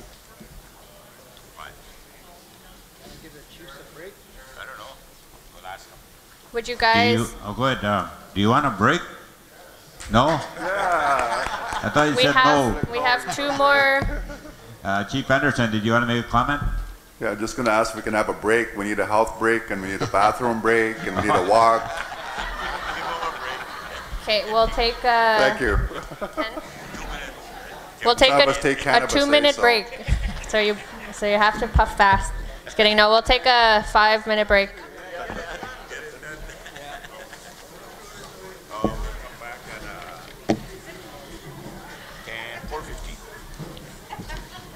We'll try that. They won't, but we'll try it anyway.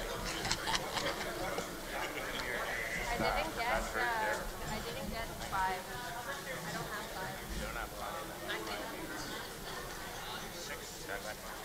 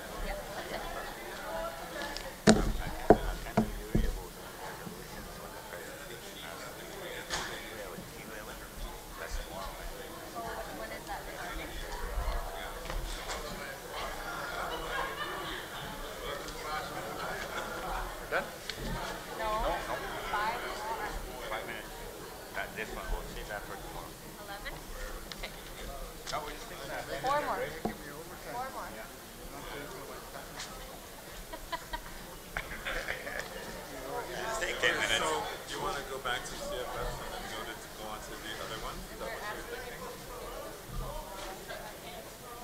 Oh, so this agenda item will be moved to tomorrow, right? Okay, Well, it's scheduled for tomorrow. Yeah, anyway. that's good, that's good. Yeah. So we'll just go with the. Well, this one is, yeah. Okay, that's good. Yeah, just go through it. Yeah, that's fine. Absolutely. They're all on the floor, so that's good. Excellent.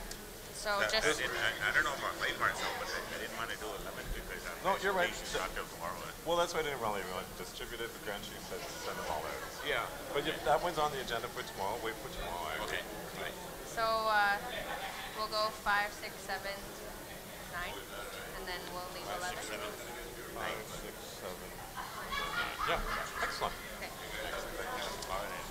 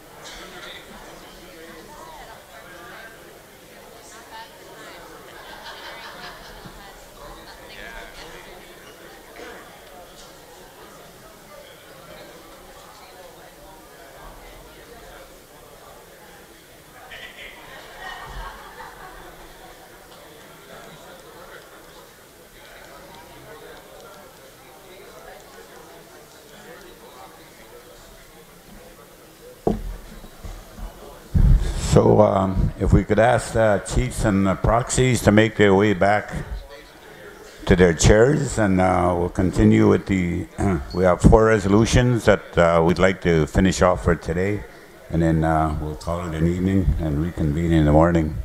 So chiefs, proxies, if you could make your way back, please, and Jenna will lead us through the resolutions. So this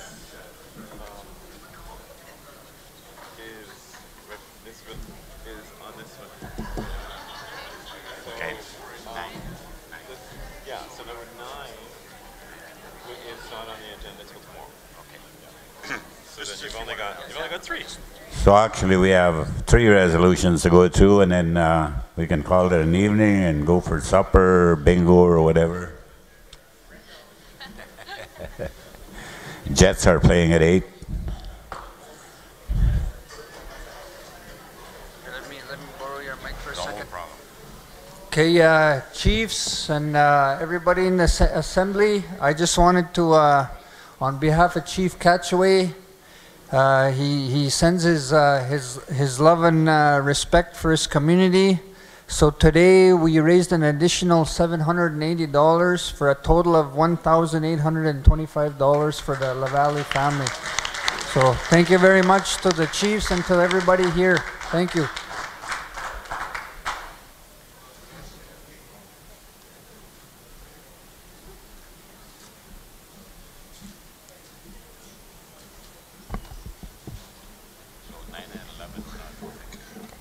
So we originally had five resolutions to finish today, but because 9 and 11, the opposing of moratorium of provincial private guardianship, and the Kiwewin have yet to present until tomorrow, so we would ask that we table those till tomorrow. So we have 3 resolutions to get to. I appreciate your guys' time. So I don't know if we can get started. Yep. Yeah?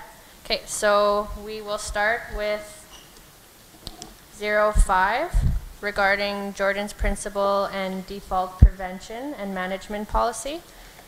The resolution reads, whereas the September 2016 Assembly of Manitoba Chiefs in Assembly Resolution, September 16.04, immediate implementation of the Canadian Human Rights Tribunal decision regarding First Nations CFS and Jordan's Principle program, and Chiefs resolved, among other things, to support the CHRT decision and directed the AMC to follow up with ISC and Manitoba to ensure that it takes measures to immediately implement the full meaning and scope of Jordan's Principle both on and off reserve.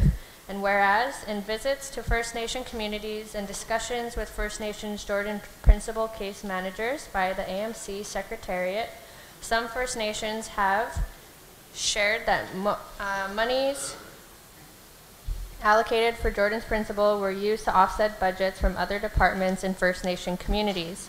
And whereas the AMC has been working with Canada and First Nations and Manitoba First Nations on ending the application of Canada's Default Prevention and Management Policy in order to enhance First Nation capacity, therefore be it resolved that the Chiefs in Assembly fully supports and affirms Jordan's Principle, and that all funding provided to implement Jordan's Principle must only be used for the provision of services for First Nations children. Finally, be it resolved that the Chiefs in Assembly direct the AMC Grand Chief to inform Canada and the Chiefs in Assembly does not support the use of any Jordan's Principle funding to be used by managers of First Nations under the DPMP to pay for any other costs under the DPMP other than for services for Manitoba First Nations children. That was moved by Chief Betsy Kennedy from Warlake First Nation and seconded by Chief Karen Batson from Pine Creek First Nation. Chief Kennedy, do you wish to speak? Microphone 8. Good afternoon, Chief Kennedy, Warlake First Nation. In regards to the resolution, I just wanted to bring it to the attention of the leadership that the funds are being spent on First Nations that are in third party or on co-management, and that as stated here that we would like to have the funds directly just spent on our Jordan's Principal and our children.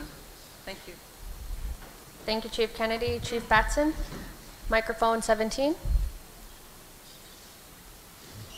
Hello, Chief Batson, Pine Creek First Nation. I concur with Chief Kennedy.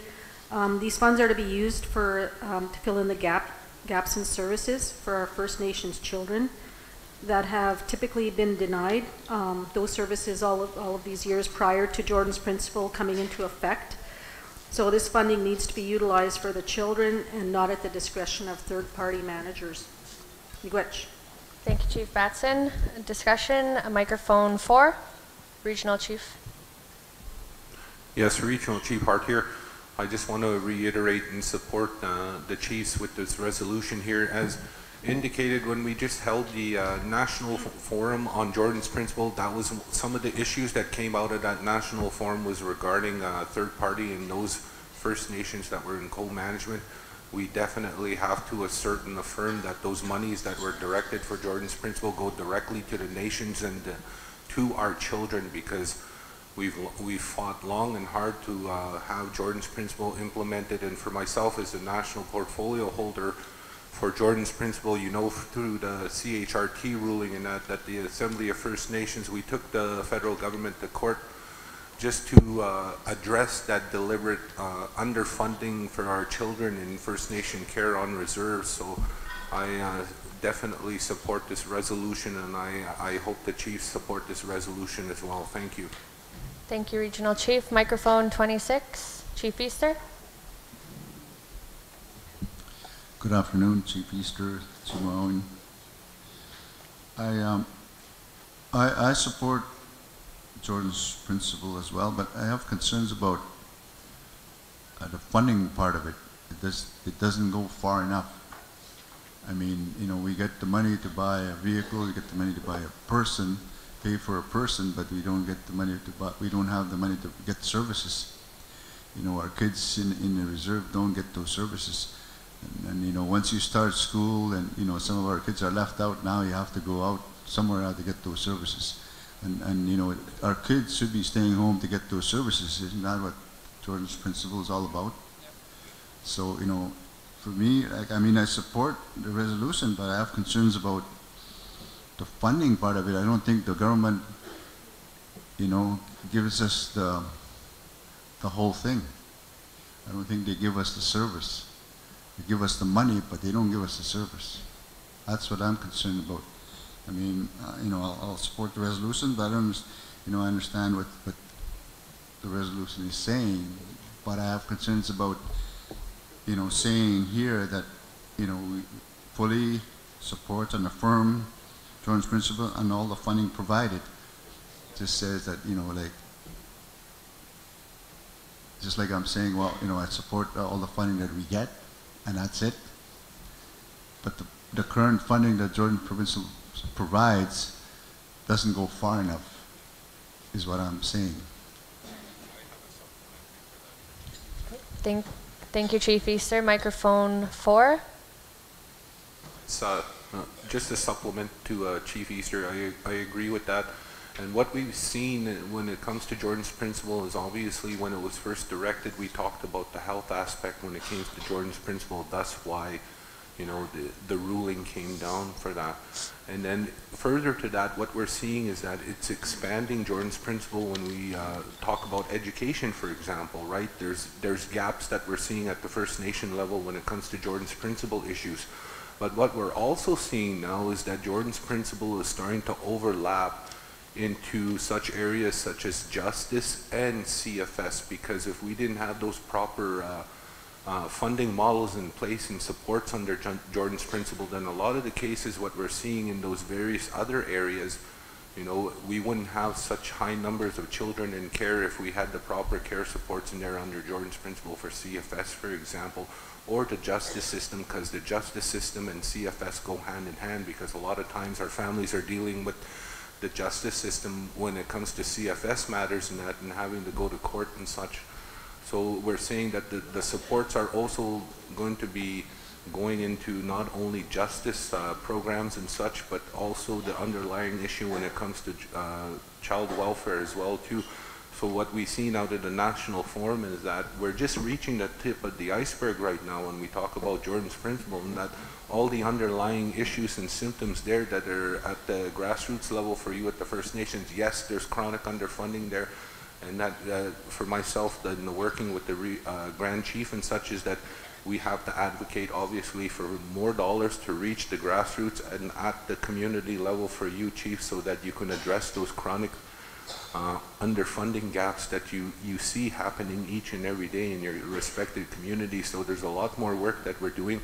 It's always ongoing work, and my report will always come to the chiefs on the progress of what's happening with Jordan's Principle, working and coincide with our Grand Chief here with the Assembly of Manitoba Chiefs, and of course working with the respective partners, and of course working with you as the chief. So that's the supplement I have for your question there, Chief Easter. I hope that helps. Okay, microphone 26. I just wanted to, I mean, I don't disagree with you. You know, when you say gaps, I mean, I understand about gaps, you know, but the services in our communities are just not there. Yeah. They're not there. That's not a gap. That's missing. Yeah. You know, if there was a gap there that was supposed to be there, and there's a gap, right? But now the services are not there. There's zero services. Yes, agreed. Any further discussion? Microphone 15, Chief Henderson. Hello, Chief Henderson from Sagging. Thank you for on that resolution. I guess my concern with the resolution is that there's a statement made that it's used to offset some of the other programs in First Nation communities. Who gives the authority of that person to do that when Jordan's Principle is specific to Jordan's Principle, right? You know, so why is it the federal government that's allowing doing that, taking the money and then using it for default payments?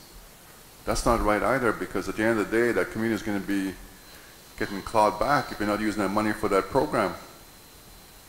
And the other thing with Jordan's Principle is we have community members that are off reserve that require JP programming, right? So I refer them to the offices of AMC or to SCO whenever I can. I guess is that the right steps to take, Grand Chief? That we refer them to that? You have a JP worker there for off reserve? Yeah, we have a coordinator. Okay. Yeah, and that's what I'm doing. I'm referring them, right? Because I mean, on the reserve we have our own JP program, right? Yeah. But off reserve, there's always a discrepancy as who do we go to, right? On reserve or off reserve. So I think that's an issue. And I just wanted to make a comment on how when we get funding like this for programs, I know how the feds work, you know, like education, right? I asked them that question when we started talking about that formula about is it new monies or is it just money you're going to be taking a program away and putting it to the formula, and they can never give you a straight answer, right? They never give you a straight answer. So that's a caution I always want to throw out there. You know, they say, yeah, we're going to give you more money, or they found $240 million. Yeah, they found it in their budget, but they're going to be taking it away from First Nations somewhere else, right? Whether it's housing or something else. They'll figure out a mechanism to take away, to give us money, but take away money from us on another program. Thank you. Thank you, Chief Henderson. Any further discussion? Question has been called. We'll go for a vote. All in favor?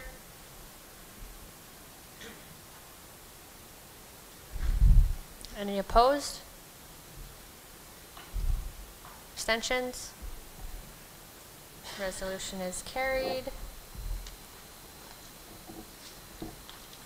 Next, we'll move to point 06 regarding support for regional transformation activities. The resolution reads, whereas in 1994, Canada and the Assembly of Manitoba Chiefs entered into the Framework Agreement Initiative, the dismantling of the Department of Indian Affairs and Northern Development, the restoration of jurisdictions to First Nations in Manitoba, and recognition of First Nation governments in Manitoba, and engaged in extensive research and consultation. And whereas in 2007, negotiations between AMC and Canada discontinued as a result of Resolution January 7.05, which resolved to discontinue the negotiations until Canada demonstrates the political will and commits to a new approach on a nation-to-nation basis, with negotiations occurring at the First Nation leadership and ministerial level. And whereas on August 28, 2017, the Prime Minister announced in a cabinet shuffle his intentions to create 2 new departments, Crown Indigenous Relations and Northern Affairs, which will advance reconciliation objectives and will lead on Northern programming and Arctic policy.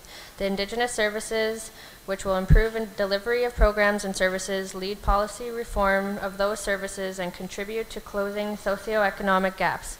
And whereas Canadian federal institutional transformation of this magnitude takes time and marks a significant step towards renewing the relationship with First Nations. The transformation of Indigenous and Northern Affairs Canada is to take place in stages and includes legislative amendments. First Nations have been asked to assist in the transformation of INAC into CIRNA and DISC, and whereas on March 2018, the AMC Chiefs Assembly on Education, the Chiefs in Assembly passed Resolution March 18.04, Review of Senior Management at the Department of Indigenous Services Canada. As a result, the Chiefs in Assembly directed the AMC to meet with Minister Philpott to inform her that the AMC would like to have a shared decision-making process on the review of performance of the Regional Executive Officer, FNIB, and the Regional Director General, INAC, as they transition to DISC.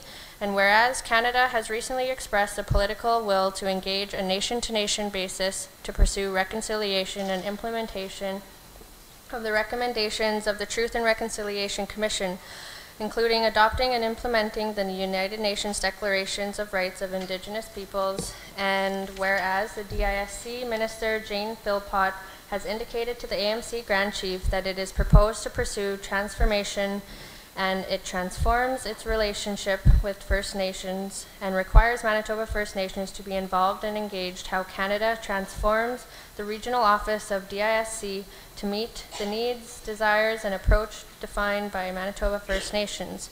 And whereas Manitoba First Nations should lead the ongoing regional development and approach to transform how DISC will effectively deliver services to First Nations and how Canada plans to transfer said services to First Nations in Manitoba.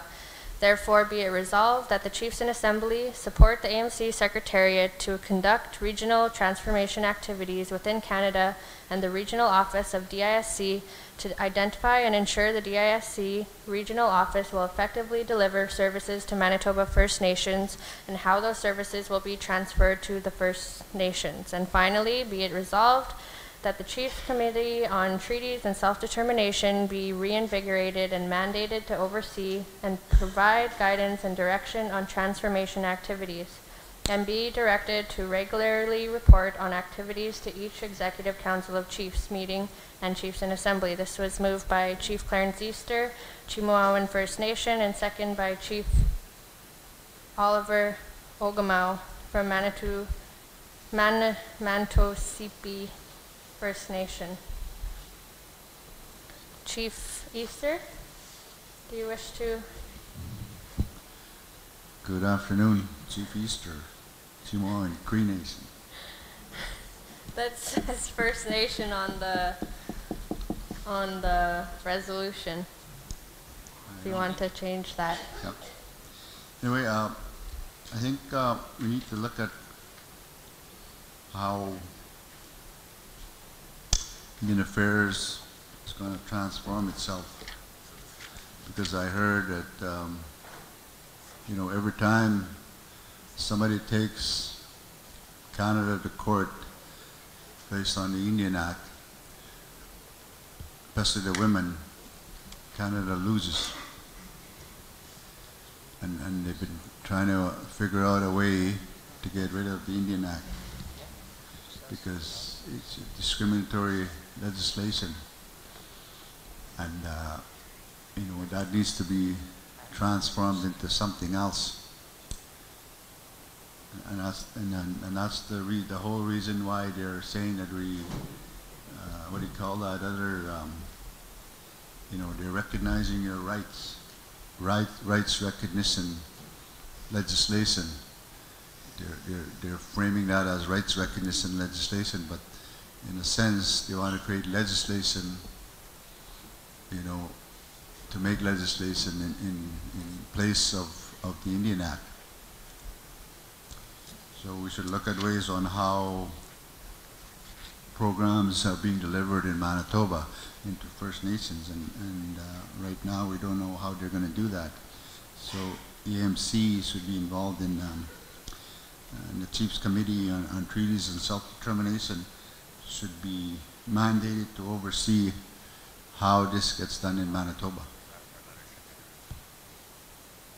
So, and that's the reason why I moved it, because we need to start looking at that as Manitoba First Nations, how these programs get delivered and how Indian Affairs is going to make legislation on you know, going forward and how it affects us. Thank you, Chief Easter. I do not see Chief Ogt-24-2018 here. I don't know if he was here and left. Maybe if someone else, if I can get a seconder. Chief I'll Easter? second on behalf of Chief. Can I get a seconder? What I said. Councillor Jeb seconds the resolution. Is there any further discussion? Question has been called. Oh, microphone 24, Chief Bone. Thank you. Let's welcome two more gentlemen to come to the table on treaties, I guess. I've been on that file singularly for quite some time alone, and it's good to see the interest at least from that perspective. Just some comments that I wanted to make was in reference to that is that what we see coming ahead is definitely what we got to look forward to in terms of the Department of Indian Affairs. I still use that old terminology. We finally passed a resolution, this group here, that said to abolish the Indian Act. And so that was several years ago, and we finally taken that step to begin that process. And of course, I think they've got their own reasons probably as to why they want to make the change, but the reason that we'd pushed for the abolishment of the Indian Act because of all the pain that it caused us over the last 150 years, where it the resolution or the Indian Act itself was designed as a containment legislation that had kept us on the reserve and stripped us of all of our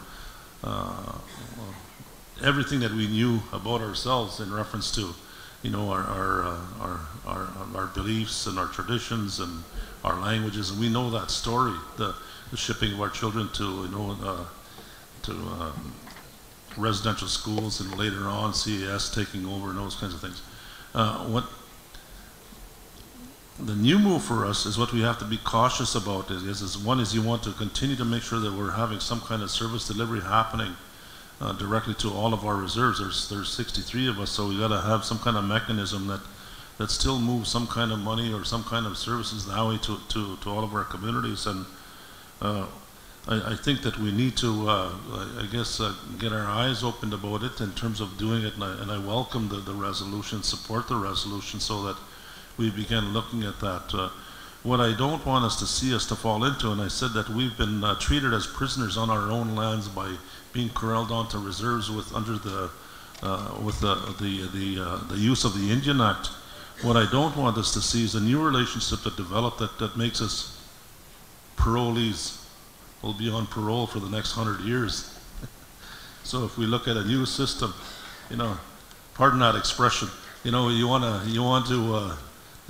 to be free in our own country and still maintain, unfortunately, the last bit of land that we do have that are reserves, and we still need to have control over all of those lands, including the regions around us. So, but I can't get carried away on my brief comments, but in support of the resolution, I think it's something that we have to look at. Sorry, English. Thank you, Chief Bone. Microphone 17, Chief Batson. Chief Batson, Pine Creek First Nation.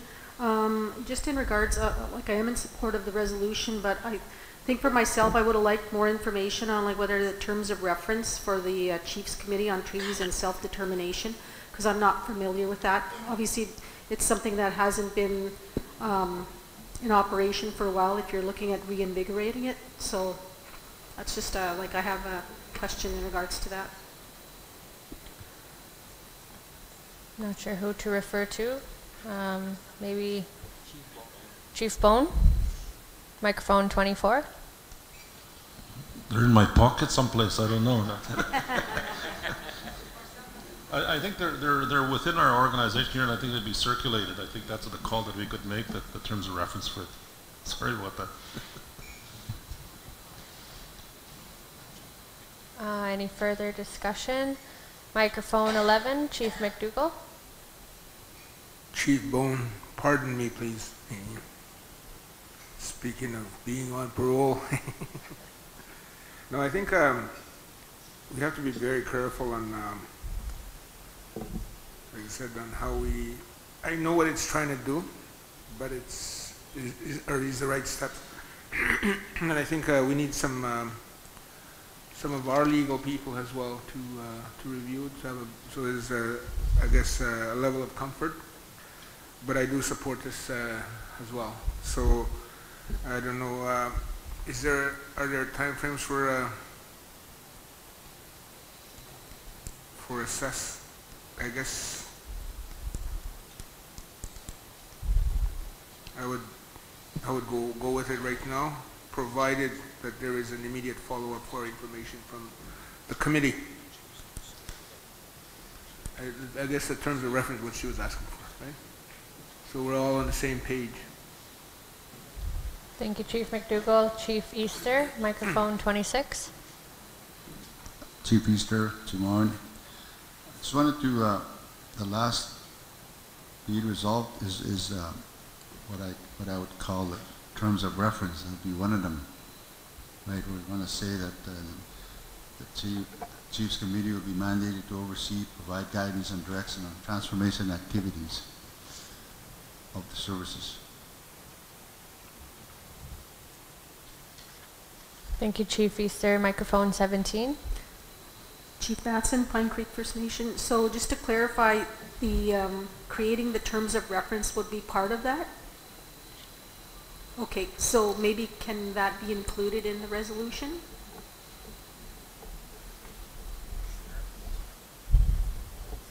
Microphone 11.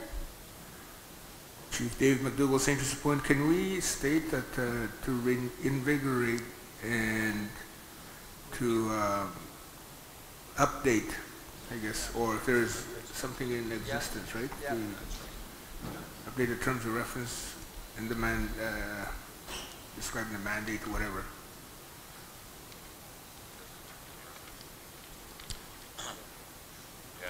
To update the terms of reference. Okay. So just a rewording in the resolution. So we'll ask to bring this resolution back to the table for revision and rewording. And move on. Okay. So let the record say that point 06 will go back to the resolutions table for revision and rewording. So we will move on to point 07. This will be our last resolution for today regarding income assistance, compliance reviews, recoveries.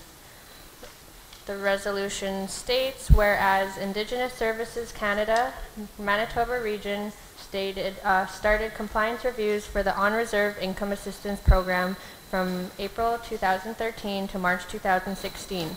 And whereas the On-Reserve Income Assistance Program is for eligible individuals and their families who are ordinary or residents on reserve that provides funds to cover the costs of basic needs, special needs, and pre-employment and employment supports.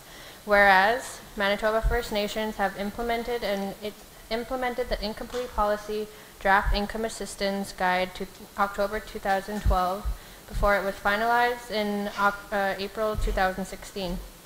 This left the draft guide inconsistent and open to interpretation that further penalized First Nations during compliance reviews.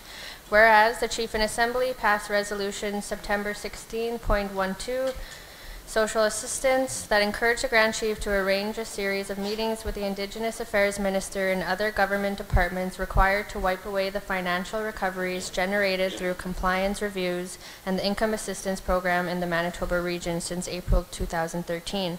And whereas in 2018, Canada relieved the debt of a number of Manitoba First Nations, and this relief was being applied to debt owing from the overpayment of contributions for the social assistance program pre-fiscal year 2001 to 2002.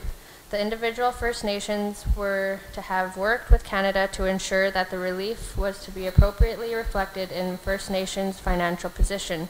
And whereas Indigenous Services Canada is still pursuing clawbacks for the financial recoveries generated from compliance reviews.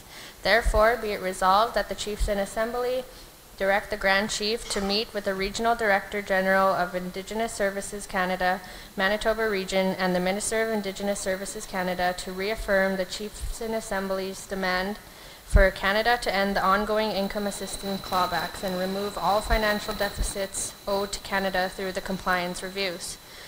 This was moved by Chief David McDougall from St. Teresa Point First Nation and second by Chief Deborah Smith from Broken Head Ojibwe Nation. Chief McDougall, do you wish to comment? Microphone 11.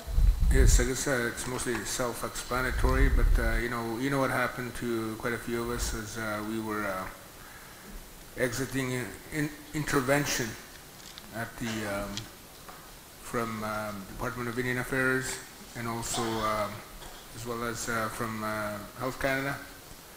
So we were in the process of getting out of intervention system, and we're into client control. Then they started imposing all the clawbacks that we had thought that we had taken care of, and even from way back then. And again here, like every time we take a step forward, they jump in with all these stipulations. So I think we need to do this and assign our Grand Chief to go forward with the. I guess these will be negotiations, that he'll be doing. So it's self-explanatory. Thank you. Thank you, Chief McDougall. Chief Smith? No. Any further discussion? Question has been called. We'll go for a vote. All in favor? Opposed? Abstentions? Resolution is carried. And that is all. After a long day, thank you, Chiefs. Give yourselves a hand for all the work. And so that will conclude today's agenda. Tomorrow we will finish on our last day. And again, registration starts at 8 a.m. tomorrow. We'll get started at 9. And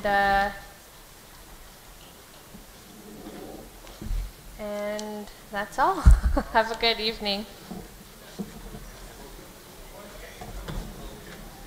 Oh, and we have 3 resolutions tomorrow. Nobody wants to leave? Okay, so just, and then in terms of reference, be updated to clear, so that, okay, that's just to be clear, but to adjust what Chief Benson has identified? Yeah. Somebody wants to leave? Yeah. You tuckered them all off. Let's keep going. Okay, since you didn't all jump up and leave, we're going to carry on with a few more resolutions. We only have 3 more.